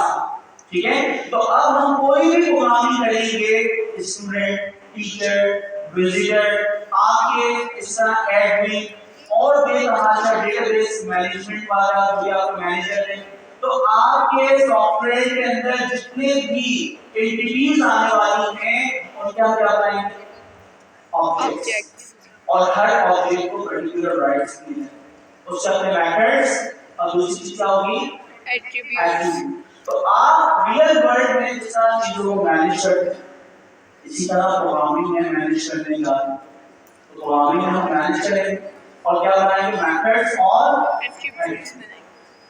अच्छा आप आसानी से आपको याद है, आपकी क्लास बनी, इंसानों की क्लास बनी, क्लासिफिकेशन में अब जितने भी इंसान हैं उनके मेथड्स और एट्रीब्यूट क्या है दोस्तों, सिमिलर।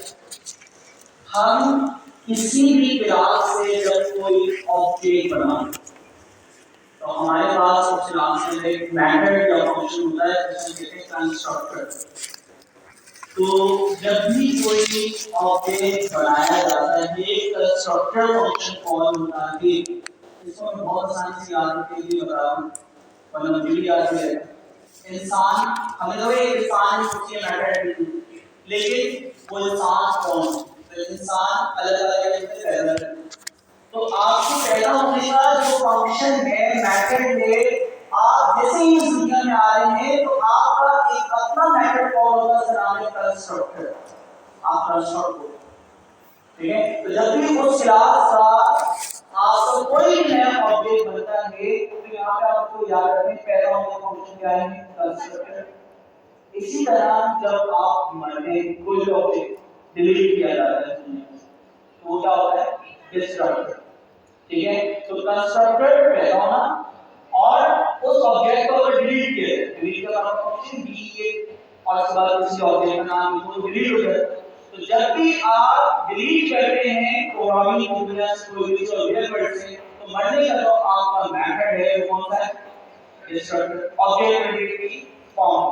तो अब हम प्रोग्रामिंग थोड़ी सी स्टार्ट करते हैं और ये चीजें देखते हैं। तो दोस्तों किस तरह स्टार्ट करते हैं? हमें क्लास बनाना, क्लास में क्लास बनाना।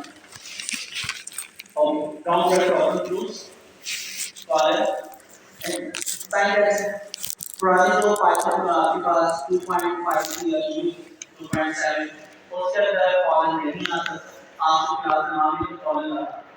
लेकिन नेक्स्ट आपके पास 3.6 के बाद हम बाउंडेड प्रॉब्लम क्लोज कर दें। ठीक है, तो ये क्लास आपने बताया क्लास का रिजल्ट कीवर्ड इस्तेमाल किया, आपने क्लास का नाम यहाँ पे कैपिटलाइज ईच वर्ड के साइड एक्स, जैसे काम किया था स्नैक केस फंक्शन का नाम और वेरिएबल का नाम लिखते वक्त, तो वहाँ पे हर वर्ड के दरमियान अंडरस्कोर आता था। यहाँ पे कैपिटलाइज ईच वर्ड, जो भी वेरिएबल का नाम क्लास का नाम आप रखेंगे, हर वर्ड का पहला लेटर क्या होगा? कैपिटल। जैसे अभी आपने क्या लिखा है ह्यूमन, आपको लगता है कि आईसी स्टूडेंट रखते हैं तो बी कैपिटल और स्टूडेंट एस कैपिटल। इसी तरह आप और भी कोई नाम रखते यूनिवर्सिटी स्टूडेंट, तो यूनिवर्सिटी का यू कैपिटल और student S capital, capitalize each word. ये आपका लिखने का क्या है? तरीका, क्लास का नाम। इससे पता चल जाता है कि क्लास का नाम है, फंक्शन का नाम है या वेरिएबल का नाम है। तो आपने यहाँ पे क्लास का नाम लिखा है। अच्छा, फिर उसके बाद डीएफ हम इसको लिखते हुए चलते हैं, ये टैग की दबाएंगे DF underscore init round bracket. ठीक है, और उसके बाद round bracket open close colon. ये जो आपने अंडरस्कोर बिल्डर फंक्शन स्टैंडर्ड इस्तेमाल किया है पुरानी प्रोग्रामिंग लैंग्वेज में, जो क्लास का नाम होता था वही नाम हम फंक्शन का रखते थे, वो क्लास का कंस्ट्रक्टर। सेम जैसे आपने ऊपर लिखा मेन क्लास, तो नीचे फंक्शन कौन सा बनाते हैं? मेन। तो वो जो कि पाइथन सॉरी आपकी जावा या डॉटनेट उसका रूल क्या है दोस्तों? जो क्लास का नाम है वही आप फंक्शन का नाम उस क्लास के अंदर बनाएं, तो वो क्लास का कंस्ट्रक्टर। यहाँ पे हमने उसका नाम कंस्ट्रक्टर का नाम फिक्स कर दिया और नाम क्या कर दिया? इनिट यानी इनिशियलाइजर। तो इनिट के लिए इनिशियलाइजर के लिए कंस्ट्रक्टर के लिए बात। अच्छा, इनिट के बाद राउंड ब्रैकेट ओपन क्लोज। पहला पैरामीटर हम इसमें पास करते हैं सेल्फ। अच्छा, सेल्फ किसकी कोई भी वेरिएबल, तो पहला वेरिएबल जो भी पास किया जाता है क्लास के अंदर किसी भी मेथड के अंदर, उसे हम कहते हैं इजाफी वेरिएबल। बनाते वक्त तो हम उसको इस्तेमाल करते हैं, लेकिन कॉल करते वक्त उसको कॉल नहीं करते, उसको कंसीडर नहीं करते। तो पहला जो हम यहाँ पे वेरिएबल यानी आर्गुमेंट पास करते हैं इसके फंक्शन है, तो आपने यहाँ पे क्या सेट चल नेम और एज है। ठीक है, क्या दबा देंगे सारी चीजें। ओके, सेट डॉट मीटा डॉट ऐसा। अब इस चीज को समझिए, ये भी फंक्शन है। पहला वाला एक मेथड है कंस्ट्रक्टर, फंक्शन है डीएफ। तो जो भी डीएफ करके हम इसे बनाएंगे वो क्या होगा? इसका मेथड। मेथड के अंदर सेट जो है इजाफी वर्ड, इजाफी वेरिएबल। इजाफी क्यों है उसके खास हम बात करेंगे। तो इजाफी सेट यानी बनाते हो तो हम सेट करेंगे, लेकिन जब हम इसको कॉल करेंगे उस वक्त इसका कोई काम नहीं। उसके बाद दो आर्गुमेंट हम दे रहे हैं से नेम और एज। अच्छा, आपने जो इजाफी वेरिएबल दिया है वो आपकी उस क्लास के ऑब्जेक्ट को इंडिविजुअल मैनेज करने के लिए काम आता है।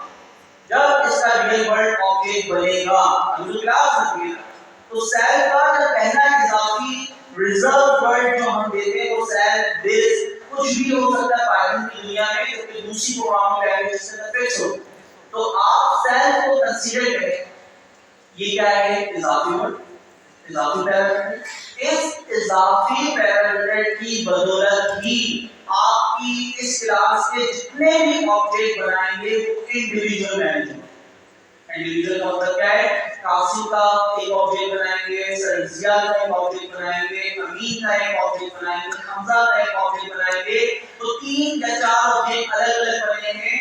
तो कासिम अलग बोल सकता है पाकिस्तान जिंदाबाद, सरजिया से हम कुछ और बुलवा सकते हैं, अमीन से हम कुछ और बुलवा सकते हैं, एक साथ में सबसे भी हम बुलवा सकते हैं। तो चारों के चारों ऑब्जेक्ट अलग होंगे। तो वो जो अलग अलग आपकी चीजें प्रिंट होंगी, तो वो किसकी बदौलत होगी दोस्तों? सेल्फ की बदौलत। हमें सेल्फ नहीं लगाते और डायरेक्टली आप नेट करते हैं, तो मैं किसी को भी बोलता पाकिस्तान जिंदाबाद स्पीक, उस क्लास के जितने ऑब्जेक्ट होते हैं सब बोलते पाकिस्तान जिंदाबाद। तो सेल्फ लगाना है, इसके आपके सेल्फ बेस कोई भी वेरिएबल पहला वेरिएबल लगाना प्रेफर से। तो अब आपने जब एक करके सेल्फ लगाया और 2 वेरिएबल आपने दी, जब कंस्ट्रक्टर कॉल होगा ऑब्जेक्ट बनेगा, उस वक्त ये लोकल कंस्ट्रक्टर का फंक्शन कॉल होगा इन मैथड कॉल। आपने जो वैल्यू पोजीशन पैरामीटर पास की, पहली वैल्यू मैं में लाई, तो दूसरी वैल्यू किसमें जाएगी? एज। अच्छा फिर आप देखें ये जितने भी आपने self.net इक्वल टू से पहले और इक्वल टू के बाद वेरिएबल तकरीबन आपको सेम है। self.net इसका मतलब है उस ऑब्जेक्ट का इंडिविजुअल सेपरेट उसका जो एट्रीब्यूट है। तो self.name पहला एट्रीब्यूट, self.age दूसरा एट्रीब्यूट। तो जितने भी एट्रीब्यूट्स हैं वो सारे के सारे हम किसमें डिफाइन करते हैं? कंस्ट्रक्टर के अंदर। ठीक है, तो हमने 2 एट्रीब्यूट बनाया, self.name, self.age। इक्वल टू के बाद जो हम वेरिएबल वही नेम रखते हैं वो ऊपर से फंक्शन से द्वारा। तो आपने कंस्ट्रक्टर बनाते हुए मोहम्मद कासिम वो राइट वाले इक्वल टू के उससे लोगो वैल्यू, और एज जो भी आपने डाली राइट वाली एज वो आपके इसके एट्रीब्यूट के तौर पे सेट हो जाएगी, और वो जब तक सेट रहेगी तब तक आप टेंशन आते हैं। अच्छा अब ये आपके पास क्लास में है, इस कोड को हम चलाते हैं। आप चीजों को समझ इस कोड को चलाएं। अच्छा दोस्तों, आपके पास मैथ क्लास बनी, इस साल फीमेल क्लास बनानी और जो भी आपको क्लासेस बनानी वो बना सकते हैं।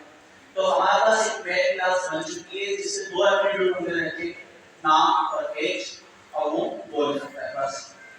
अच्छा अब इसका ऑब्जेक्ट अभी तक हमें साइंटिस्ट ने वो क्लासिफिकेशन कर दी कि भाई नाम होता है, मेल होता है, उसके नाम होता है, एज होता है, और क्या होता है वो बोल सकता है। बिल्कुल जो हमने अभी क्लासिफिकेशन करके सिमिलर चीजें फाइंड, आप सोचें स्टूडेंट से सोच लें, आप टीचर से सोच लें, तो उनके जो मैथड्स एक्सिव एट्रीब्यूट्स होंगे, एसी का सोच लें, लाइट का सोच लें, प्रोजेक्टर का सोच लें, तो उसके जितने मैथड्स और एट्रीब्यूट्स हैं वो आप सोच लें। तो आप यहां पे सोचें कि नाम होता है ये आपके हैं एट्रीब्यूट, self.name, self.age, self.this, तो self करके हम एट्रीब्यूट्स कंस्ट्रक्टर के अंदर बना सकते हैं। फिर उसके बाद हमने एक सिंपल फंक्शन बनाया, फंक्शन का नाम है स्पीक। स्पीक के अंदर देखो पहला एट्रीब्यूट क्या दिया हमने? इजाफी दिया है नहीं दिया? अच्छा पहले दिया और कुछ नहीं, तो सेल्फ आपने दिया क्योंकि इजाफी पैरामीटर हर फंक्शन को क्लास में देना पड़ेगा ताकि वो इंडिविजुअल उसी ऑब्जेक्ट के साथ मुंसलिक करके उस फंक्शन को चलाए। तो अब क्या होगा, आपने सिंपल एज स्ट्रिंग से मैसेज प्रिंट करवा दिया और उस मैसेज के अंदर आपने कर्ली ब्रैकेट्स के अंदर उस बंदे का नाम भी प्रिंट करवा दिया, उसकी एज भी प्रिंट करवा दिया। अब हम रियल वर्ल्ड ऑब्जेक्ट इस क्लास से बनाओ। कैसे बनेगा? हमने एक ऑब्जेक्ट बना के लाइक p1 कर, p1 is equal to class का नाम। अच्छा अब कंस्ट्रक्टर कॉल करते वक्त आपने इनिट कॉल नहीं करना, क्लास का जो नाम, क्लास का नाम क्या है? Math class round bracket open close. तो राउंड ब्रैकेट ओपन क्लोज करके उसको क्या चीज मांग है दोस्तों से? नेम और ये नेम बड़े जो कौन सा फंक्शन बताया कि कंस्ट्रक्टर सेल्फ वाला वैल्यू है, सेल्फ की वैल्यू हुआ तो क्या था? इजाफी एट्रीब्यूट। तो यहां पे आपने सेल्फ दिया है या अपना नाम डालना चाहिए जो भी चाहे, ठीक है। उसके बाद एज 64 46, ठीक है, 14। सर जुनेद होते तो 20। अच्छा, अब पहला वो तो छोटे हैं ऑब्जेक्ट अभी। हमारा नहीं सर बन इसमें हमेशा ठीक है, छोटी इसके अंदर एक ही चलेगा और ये भी चलेगा। इसको हम चला रहे हैं। वो भी बड़े नहीं इसमें। Great। अब हमें ये पता है आपकी आप स्ट्रिंग भी ये बताते नहीं है। एक क्लास, लिस्ट भी एक क्लास, डिक्शनरी भी एक क्लास, और हम उस क्लास के मेथड एट्रीब्यूट को इस्तेमाल करते थे उस क्लास की ऑब्जेक्ट का नाम था कि डॉट था। तो हमने यहाँ पे ऑब्जेक्ट बनाया p1 डॉट, तो p1 डॉट आपने कहा नेम एज और p1 हाँ? डॉट रीड हटाओ ना। राउंड रखो। तो आपका भी मैसेज हमें बन गया। खड़ी होकर झाड़ू पड़े। इसको अपने लिए चला लें। खड़ी होकर झाड़ू तंग करेगी फिर। खड़ी हो। देखो सर दिया इसको आपने मल्टी करी और उसके बाद आपने क्या किया माय जो p1 डॉट नेम सर दिया कॉल आपका ऑब्जेक्ट 1 का नाम पूछा, ऑब्जेक्ट 1 की एज पूछी और उसके बाद ये जो भी आपका ग्रीट का फंक्शन था वो आपने कॉल किया।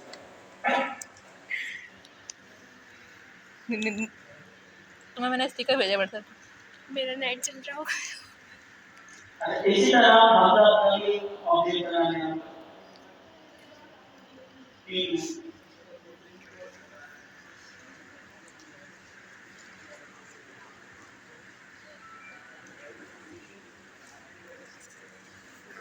और से बिल्डिंग प्रिंट करवा बाकी तो साइज से आएंगे ना तो p2 डॉट ये भी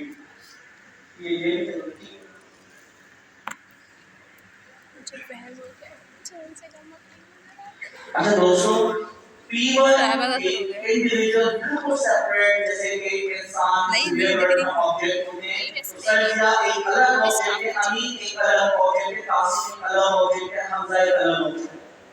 हमने कासिम को प्रिंट करवाया, हमने P1 को करवाया, P2 को करवाया। अब मिलियंस बिलियंस यूजर्स आ जाएं, हर यूजर की सारे के सारे मैथड्स और एट्रीब्यूट्स इंडिविजुअल मैनेजर फ्लैश में। अगर आप पहले लगाते आप ग्रिड कहते हो लास्ट वाला आपने फंक्शन बनाया ना हमजा, तो सर्जिया को भी बोलते हैं ना p1 डॉट ग्रिड, वहां पे बोलता है हमजा की वैल्यू और हमजा के एट्रीब्यूट्स आ। इस वजह से वो सेल्फ को आपने पहला रिजर्व कीवर्ड करना है, उसकी इंपॉर्टेंस ध्यान रखें। ठीक है, तो आप उसको दिस भी कर सकते हैं, आप उसको सेल्फ भी कर सकते हैं, ऐसा जी प्रोग्राम भी कर सकते हैं। तो ऑब्जेक्ट क्लास बनाने का मुश्किल नहीं, मैथड बनाना आप जो मॉडल फंक्शन बनाते थे वही फंक्शन अगर आप इस बनाने क्लास वो क्लास मैथड आप जो वेरिएबल बनाते थे वही वेरिएबल आप इजाफी कीवर्ड के साथ सेल्फ के साथ अगर कंस्ट्रक्टर में बना दें तो वो क्या कहलाता है एट्रीब्यूट। तो एट्रीब्यूट को पहचानना आपको आ गया और मैथड को पहचानना भी आ गया। किसी भी क्लास में अगर आप कोई डीएफ का फंक्शन देखते हैं हम उसका क्या बोलेंगे मैथड। अच्छा अब मैं आपसे पूछूं इस क्लास में कितने मैथड्स और कितने एट्रीब्यूट्स, कितने मैथड्स और कितने एट्रीब्यूट्स क्लास वाला कोर्स में क्लास की इस क्लास में कितने मैथड्स और कितने एट्रीब्यूट्स हैं? दो मैथड्स और दो एट्रीब्यूट्स। अच्छा हमारे पास जो भी हम एट्रीब्यूट से चीजें बनाते हैं वो क्या है पब्लिक पर। पब्लिक का मतलब कोई भी उसे एक्सेस कर सकता है और कोई भी उसे चेंज कर सकता है। जैसे कि हमने देखा कि हमजा का नाम p2 का नाम हो गया हमजा है ना। अब क्या कहते हैं p1 dot name is equal to Mohammad. ठीक है, तो इसका मतलब है कोई भी बंदा एक ऑब्जेक्ट बना हुआ है उसको एक्सेस करता है ऑब्जेक्ट 1 डॉट नेम और नेम से चेंज करता है। हम लोग कुरान की दुनिया में तो आपने यहां पे क्या किया मोहम्मद हमजा और अब जब आप रीड करवाते हैं देखिए कंस्ट्रक्टर पे पैदा हुए नाम था हमजा और उसके बाद हमने उसको एक्सेस करके ओवरराइड करवा दिया तो अब रीड के लिए करवा रहा है मोहम्मद हमजा बेफाम बनवाया। इसका मतलब है कि हम उसको क्या कर सकते हैं अपडेट कर सकते हैं बाय डिफॉल्ट। इस क्लास में जितने भी मेथड्स और एट्रीब्यूट हैं वो क्या है पब्लिक। पब्लिक का मतलब है कोई भी उस ऑब्जेक्ट को आगे चेंज कर सकता है। अब real world application solution Facebook की प्रोफाइल आपकी प्रोफाइल के एट्रीब्यूट्स यूजर नेम, ठीक है, और भी कई तरह की प्रॉपर्टीज और क्या हैबिट्स।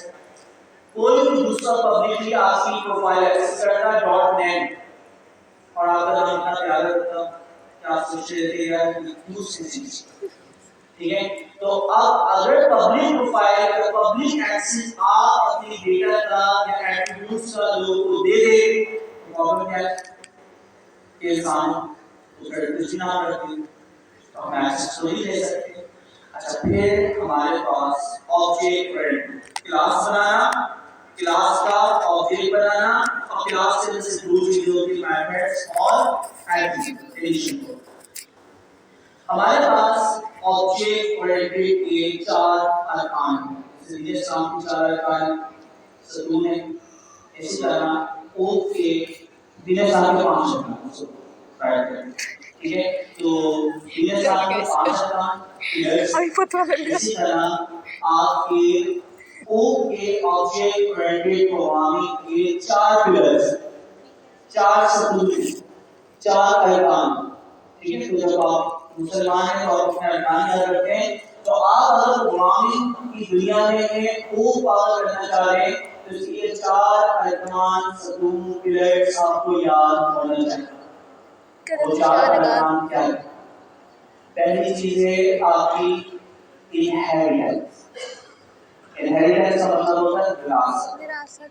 ऐसी कोई भी चीज जो आपको विरासत में मिले, ठीक है, आपके आबादार से, आपके वालिदैन से आपके, ऐसी कोई भी चीज जो आपको आपके वालिदैन से, पेरेंट्स से मिलती है या आपको जो भी शिद्दत से आ रहे हैं उससे इनहेरिट होती है। आपसे कहते हैं आपकी वालिद जो है आपके मदर में मिलती है, आपकी बोलने का तरीका बॉडी लैंग्वेज जो है आपके चाचा में मिलता है, बेटा मामू में मिलता है, कुछ ना कुछ चीजें आपकी प्रॉपर्टी इनहेरिट होती है। नहीं मिलता तो मिला देते हैं जबरदस्ती। तो विरासत इनहेरिटेंस, जो भी चीज पेरेंट क्लास से चाइल्ड क्लास से जाए उसका क्या बोलेंगे?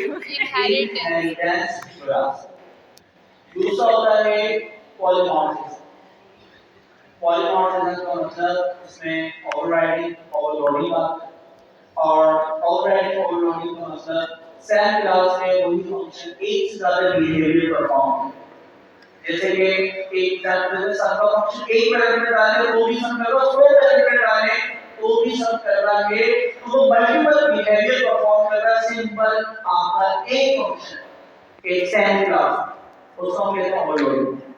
ओवरराइडिंग क्या है? बोलने का मेथड जब आपके पास एनएलपी नेशनल लैंग्वेज आपको आती है, सबसे पहले इनहेरिटेंस, आपने जो जबान सीखी वो आपको टपके तो पढ़ा था शायद, तो आपने इनहेरिट विरासत में जो आपके मदर ने सीखना स्टार्ट की, जो बचपन से आप सुनते आ रहे हैं C++ में, तो वो क्या हुए? इनहेरिट वालिदैन साथ में। फिर उसके बाद आप उस लैंग्वेज को दोबारा से ओवरराइड कर लेते हैं। दुनिया में अगर आपको कम्युनिकेशन करनी है, बिजनेस करना है तो आपने एक नई लैंग्वेज ओवरराइड की, ओवरराइड एक क्लास से दूसरी, पेरेंट्स से चाइल्ड में इनहेरिट हुई और चाइल्ड ने उसको क्या किया? अपडेट कर दिया। तो अगर पेरेंट चाइल्ड से सेम मेथड बोलने का, स्पीक का कोई भी मेथड दो पेरेंट और चाइल्ड के दरमियान सिमिलर हो और चाइल्ड वाला उसे अपडेट कर दे, उससे हम क्या कहते हैं? ओवरराइडिंग। राइट का मतलब पेरेंट चाइल्ड के दरमियान सेम फंक्शन और ओवरराइड का मतलब सिंगल क्लास के अंदर सेम फंक्शन। अच्छा, फिर पॉलीमॉर्फिज्म, ये आपके पास इनहेरिटेंस। तीसरी चीज होती है एनकैप्सुलेशन। तो कैप्सुलेशन कैप्सूल से निकलता है। अच्छा, कैप्सूल के अंदर जो फॉर्मूला होता है क्या आप उसको चेंज कर सकते हैं? जो भी आपके आपके पास ड्रग्स का फॉर्मूला आप चेंज कर सकते हैं। उसको चेक करने के लिए उसे ब्रांड के पास जाना और आपके पास सेल्स होगी, उसके तहत कोई आप रिसर्च करके लेके जाएंगे तो शायद वो फॉर्मूले के अंदर कोऑपरेट कर सकते हैं। अदरवाइज पाकिस्तान की रिसर्च इतनी एक्सेप्ट नहीं होती, बाकी रिसर्च होना चाहिए। तो दोस्तों अब हुआ क्या? इनकैप्सुलेशन, कैप्सूल के अंदर कोई भी चीज क्या कर देना, फिक्स कर देना, रिस्ट्रिक्ट कर देना, तो आपके जितने भी राइट्स थे, मेथड्स थे, एट्रीब्यूट थे, पब्लिक उनको प्राइवेट कर देना। और कोई भी चीज अगर प्राइवेट कर देते हैं इसका मतलब है पब्लिकली कोई भी उसका एक्सेस नहीं कर पाएगा।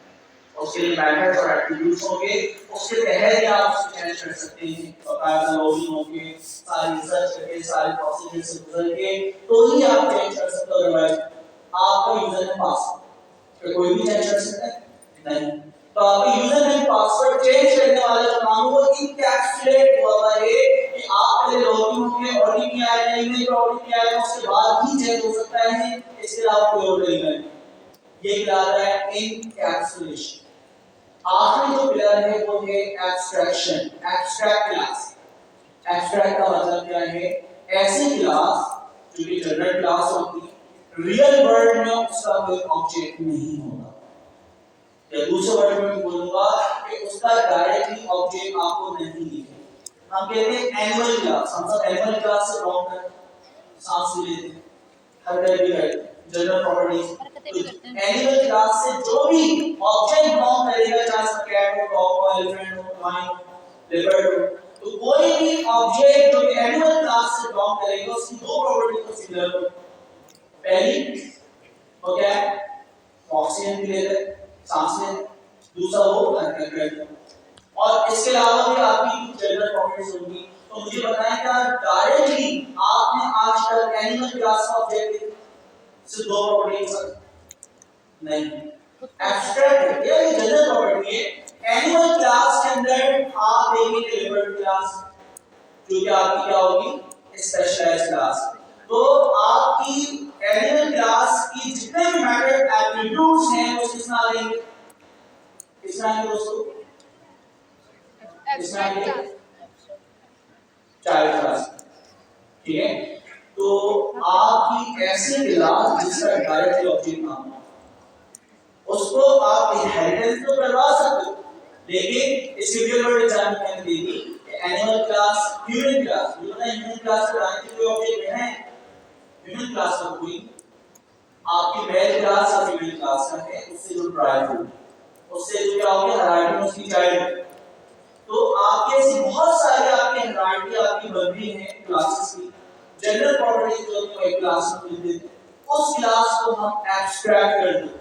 एब्स्ट्रैक्ट का मतलब है दुनिया से छुपा दे, तो जनरल प्रॉपर्टीज, लेकिन उस क्लास को हम इनहेरिट करवा के चाइल्ड क्लास में इस्तेमाल कर सकते हैं।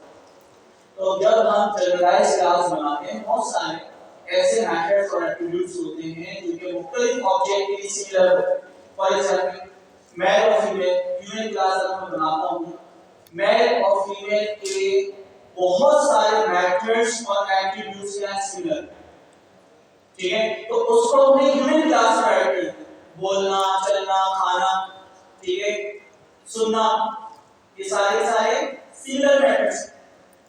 लेकिन आपके पास क्या है? स्पेसिफिक मेल क्लास और फीमेल क्लास। तो आपके पास मेल क्लास के नई शरारतें होकर ये एट्रीब्यूट जो है या मेथड लड़कियों में नहीं पाया जाता, लड़कियां शरीक होगी बताएंगे।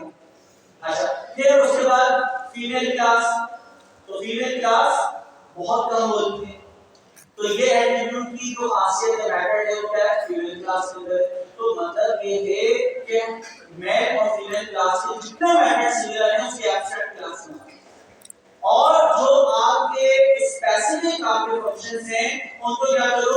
चाइल्ड क्लास में बनाओ। ऐसी क्लास जिसका डायरेक्टली ऑब्जेक्ट ना बनने दिया जाए या इस दुनिया में नहीं बनता, उसको रियल वर्ल्ड में एब्स्ट्रैक्ट क्लास। अब बात से मिलकर दुनिया में चीज ऑब्जेक्ट दो चीजों में मुश्किल होता है, मैटर्स एट्रीब्यूट, ठीक है। फिर उसके बाद हमने देखा कि हमने क्लास बनाई, इनहेरिट का मेथड जो कि कंस्ट्रक्टर कहलाता है, उसमें सारे एट्रीब्यूट सेल्फ डॉट करके मैटर्स एट्रीब्यूट्स बनाते हैं। फिर हमने देखा हर मेथड के अंदर एक इजाफी पैरामीटर पास करते हैं, सेल्फ होगा उसका पर्पस, ताकि जब भी ऑब्जेक्ट बने तो हर ऑब्जेक्ट का मेथड्स और एट्रीब्यूट इंडिविजुअल डायमेंशन। फिर हमने देखा कि दीन इस्लाम के 5 अरकान हैं, तो उनके 4 अरकान हैं। पहला है इनहेरिटेंस, विरासत में चीजें मिलना। तो आपको आपकी विरासत में आपने ये बड़े एग्जांपल से याद रखना है कि भाई आपकी वॉइस जो है ना बिल्कुल आपके वालिद में नहीं, आपकी आंखें जो है ना वो आपकी वालिदा में नहीं, आपका फेस आंख नाक कान वो भी वालिदा में मिलता है। लड़के बड़े खुश होते हैं अपनी वालिदा में मिलता है, ठीक है। और लड़के हो गए कि आप अपने वालिद में मिलते हैं, लड़के भी शायद खुश होते हैं, ठीक है। तो अब क्या हुआ, आपकी कुछ चीजें की इनहेरिटेंस विरासत में मिली, बोलने का स्टाइल, बात करने का स्टाइल, ठीक है, और बेतहाशा जो भी आपको इनहेरिटेंस विरासत में चीजें, ठीक है। फिर आपके पास आता है पॉलीमॉर्फिज्म। पॉली का मतलब होता है मोर देन वन, कोई भी मैथड्स या एट्रीब्यूट, मैथड्स से होता है कोई भी मैथड जो एक से ज्यादा बिहेवियर परफॉर्म करे तो वो क्या होता है आपका पॉलीमॉर्फिज्म। तो पॉली का मतलब more than one, behaviour perform करना, एक फंक्शन दो या तीन काम करवा लेना, वो आपका होता है पॉलीमॉर्फिज्म। उसके अंदर ओवरलोडिंग और ओवरराइडिंग आती है, सेम क्लास की सेम फंक्शन मुख्तलिफ बिहेवियर परफॉर्म करे, लोडिंग, और पैरेंट और चाइल्ड के दरमियान सेम नाम का फंक्शन क्या करे, आपका मल्टीपल बिहेवियर परफॉर्म करे, राइडिंग, ओवरलोडिंग, ओवरराइडिंग। फिर ये एनकैप्सुलेशन, जितने भी मैथड्स एट्रीब्यूट्स हैं उनको आप क्या कर दो, प्राइवेट बना, कैप्सूल में पैक कर दो, एनकैप्सुलेशन। फिर आपके पास क्लास क्या है दोस्तों, एब्स्ट्रैक्ट। रियल वर्ल्ड में जिस क्लास का डायरेक्ट ऑब्जेक्ट नहीं होता वो एब्स्ट्रैक्ट क्लास है, ठीक है। तो हम ये स्टार्ट करते हैं, ब्रेक कर एक एग्जांपल बनाएं इसकी, इनहेरिटेंस सबसे आसान वाला काम स्टार्ट करते हैं। अच्छा, अब पाइथन के अंदर आपकी मल्टीपल इनहेरिटेंस अलाउ, यानी मोर देन वन जो है क्लासेस से हम चीजें इनहेरिट करवा यार वीडियो बना रही हूँ। तो हम पहली क्लास बनाते हैं मदर और दूसरी फादर क्लास। तो पहले मदर क्लास एक सिंगल सब करते हैं, फिर मल्टीपल करते हैं। तो मदर क्लास में बनाए, मदर क्लास के कुछ attributes name father name Julia बनाए और यहाँ पे ग्रीटिंग, ठीक। अच्छा, इसके मैसेज में ने ग्रीटिंग करता है ना, हेलो फ्रॉम मदर क्लास, और ये एट्रीब्यूट आप प्रिंट करवाना चाहेंगे, प्रिंट करवाने पर पर हेलो फ्रॉम मदर क्लास, उसके बाद जो एट्रीब्यूट्स वो चीजें हैं मैसेज प्रिंट करवा, ओके टैग, ठीक है, परफेक्ट। अच्छा जी, हमारे पास एक मदर क्लास है, मदर क्लास के अंदर दो एट्रीब्यूट है, एज और नेम का, और दूसरे वाले के पास क्या है दोस्तों, दूसरा एक मैथड है ग्रीट। तो ये दो चीजें हमारे पास मौजूद है। हम एक और क्लास बनाते हैं चाइल्ड क्लास, चलिए रॉबर्ट क्लास बनाते हैं। अच्छा, अब एक चीज नोट करें, इन्होंने क्या किया, रॉबर्ट क्लास इनहेरिटेंस कैसे होगी, क्लास के रिजल्ट कीवर्ड के बाद आपके पास जो भी क्लास का नाम लिखेंगे वो चाइल्ड क्लास, यानी हायरार्की में लिखा जाए, और राउंड ब्रैकेट में जो भी आप क्लास का नाम लिखेंगे वो उसकी पैरेंट। तो पैरेंट का मतलब है टॉप पे मदर क्लास के अंडर में कौन सी आती है, डॉटर क्लास। तो मदर क्लास की इनहेरिटेंस करवाइए, विरासत आपने मुंतकिल करी है, तो जितने भी मेथड्स और एट्रीब्यूट हैं वो खुद ब खुद शिफ्ट हो गए हैं इनहेरिटेडली इसके अंदर चाइल्ड क्लास, डॉटर क्लास। अच्छा, अब डॉटर के अंदर इन्होंने सेल डॉट नेम और साइज को ली, तो आप उस वैल्यू को बिल्कुल अपडेट करना बिल्कुल सही है। सुपर इनहेरिटेंस आपने दोबारा से कंस्ट्रक्टर बनाए, और कंस्ट्रक्टर को ना सुपर क्लास जिसकी पेरेंट क्लास है उसके कंस्ट्रक्टर में जाओ और उसका जो आगे एट्रीब्यूट कॉल करने वाला है वो भी हमसे।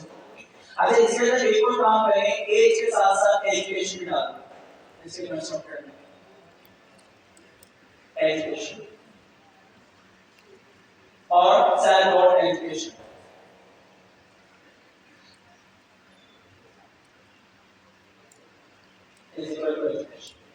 अच्छा देखिए, तो मदर क्लास पेरेंट क्लास की कंस्ट्रक्टर के अंदर एज और नेम है, क्योंकि चाइल्ड क्लास का अगर हम बनाते हैं दोस्तों क्या ऑब्जेक्ट, तो चाइल्ड क्लास का सबसे पहले एक आसान बहुत बनाते हैं, आपके भी कंस्ट्रक्टर वगैरह सब डाल के इसे पास में इसको डाल के इसको एडवांस में ये कंस्ट्रक्टर में डाल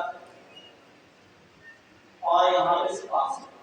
अच्छा अब एक चीज नोट करें, मैंने चाइल्ड क्लास डॉटर क्लास कुछ नहीं ली, लेकिन इनहेरिटेंस है बात।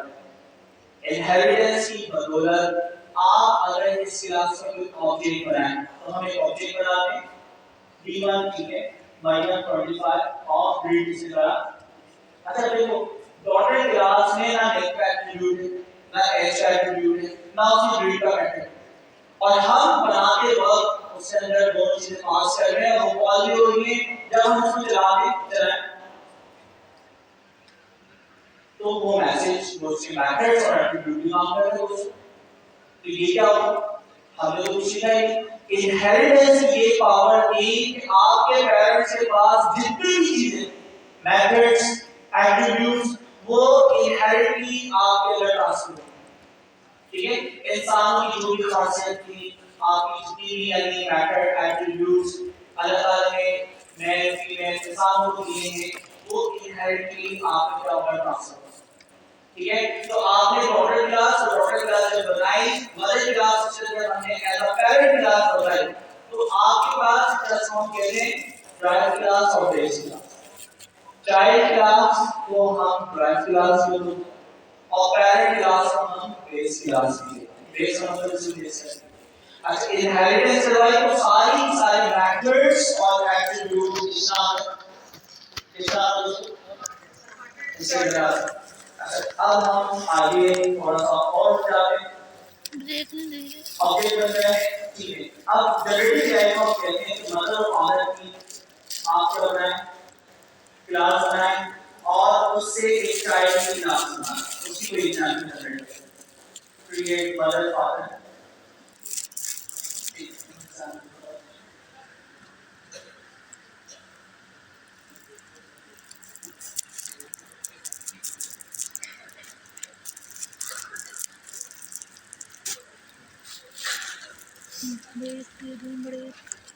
क्लास पोजीशन आपकी जो अब जरा हम इनहेरिटेंस देख सकते हैं। सबसे टॉप पे फादर क्लास मेथड एट्रीब्यूट ठीक है, फिर उसके बाद मदर की क्लास जो है सेकंड नंबर पे,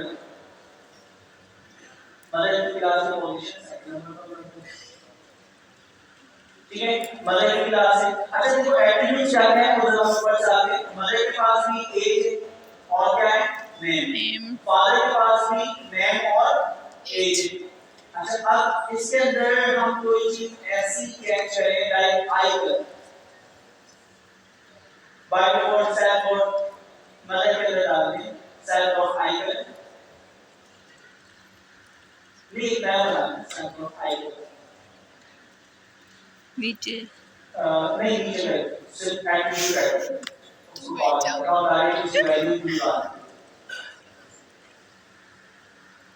सेल्फ और आइकन ठीक है क्रॉस है परफेक्ट। अच्छा और वालिद को भी ब्लैक कलर डालना है ग्रीन है उनका, हाँ अम्मा का तो लाल ही होता है।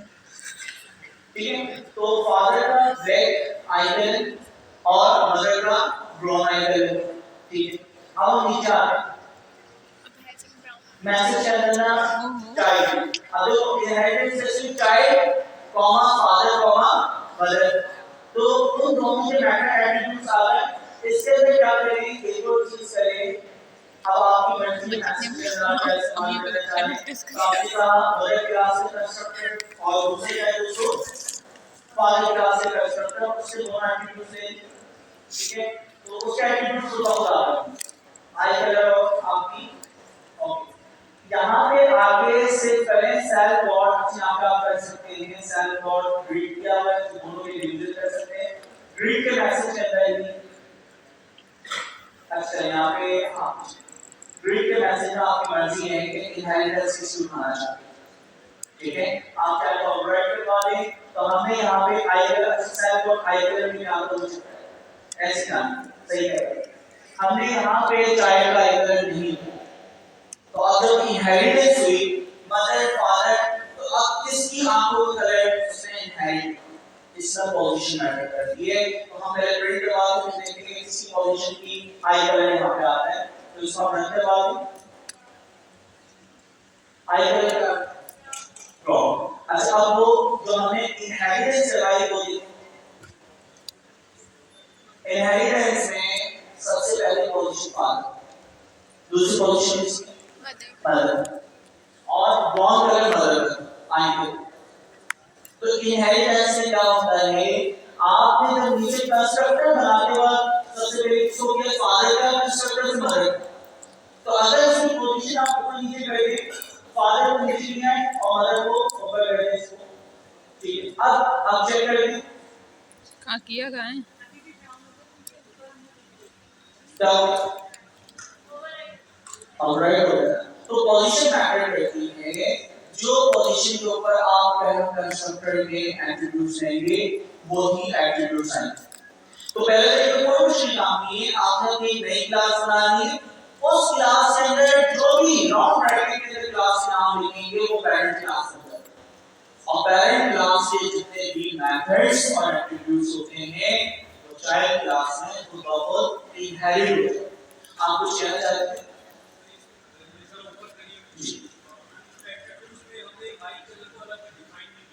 हाँ हाँ, तो उसकी वजह है इनहेरिटेंस। आप अगर इसका स्क्रीन का कंसेप्ट कुछ भी ना कॉल करते तो वो उसका खुद कॉल करते, ठीक है। इनहेरिट होगा ना विरासत, नॉन ब्रैकेट में चाइल्ड के बाद मदर और फादर जो आपने लिखा हुआ है वो उनके मैटर्स और एट्रिब्यूट्स सारे मुझे लगा ब्रेकअप। आपने क्लास का नाम लिख के कंस्ट्रक्टर का नाम लिख के उसके कुछ एट्रिब्यूट्स निकाल भूल गया, ठीक है। इस वजह से उनको बहुत कॉल है करके हमने चाइल्ड के अंदर आई कलर लिखे। तो आई कलर कहां से आया, इनहेरिट हुआ विरासत से, और विरासत से क्या मिला है, पोजीशन मैटर करती है। तो जो भी आपकी पोजीशन की यानी जो कंस्ट्रक्टर पहले और आखिर में कॉल को उसकी वैल्यू है, आखिर में कौन सा कंस्ट्रक्टर है आप देखिए। चाइल्ड के कंस्ट्रक्टर में जो भी आप अपनी पेरेंट क्लास के कंस्ट्रक्टर्स की वैल्यू उठा लो, एट्रिब्यूट्स उठा लो, उसको आप राइट कर सकते। तो ये चीज है। अच्छा अब इसी चीज को आप लोग क्या करें, अगले नंबर आप लोग डिफाइन करें। सर थोड़ा ब्रेक करा, सर थोड़ा ब्रेक करा दें अगर। कितने लोग ब्रेक नहीं चाहते? No full protection. कितने लोग ब्रेक चाहते हैं? ज्यादा अंदर से आ रही है। अमीन हमदा डिसीजन इज योर। वो तो ब्रेक ही पे ही है। ये कौन था ये? बहुत पढ़ा दो आगे।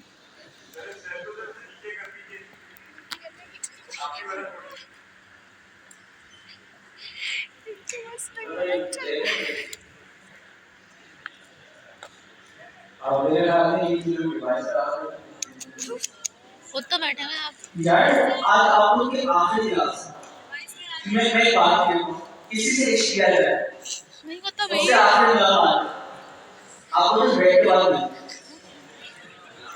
ऐसा होता है। मैं तो चली जाती हूँ सर। आपके इश्क में ना कोई मसले मसाइल आपने मिलिट्री कैसे इश्क की अरे ये चार के क्लास बाकी होती है तो फिर एक बार डिसीजन इन दोनों पे आप लोग तो बैठे हैं चला उधर काम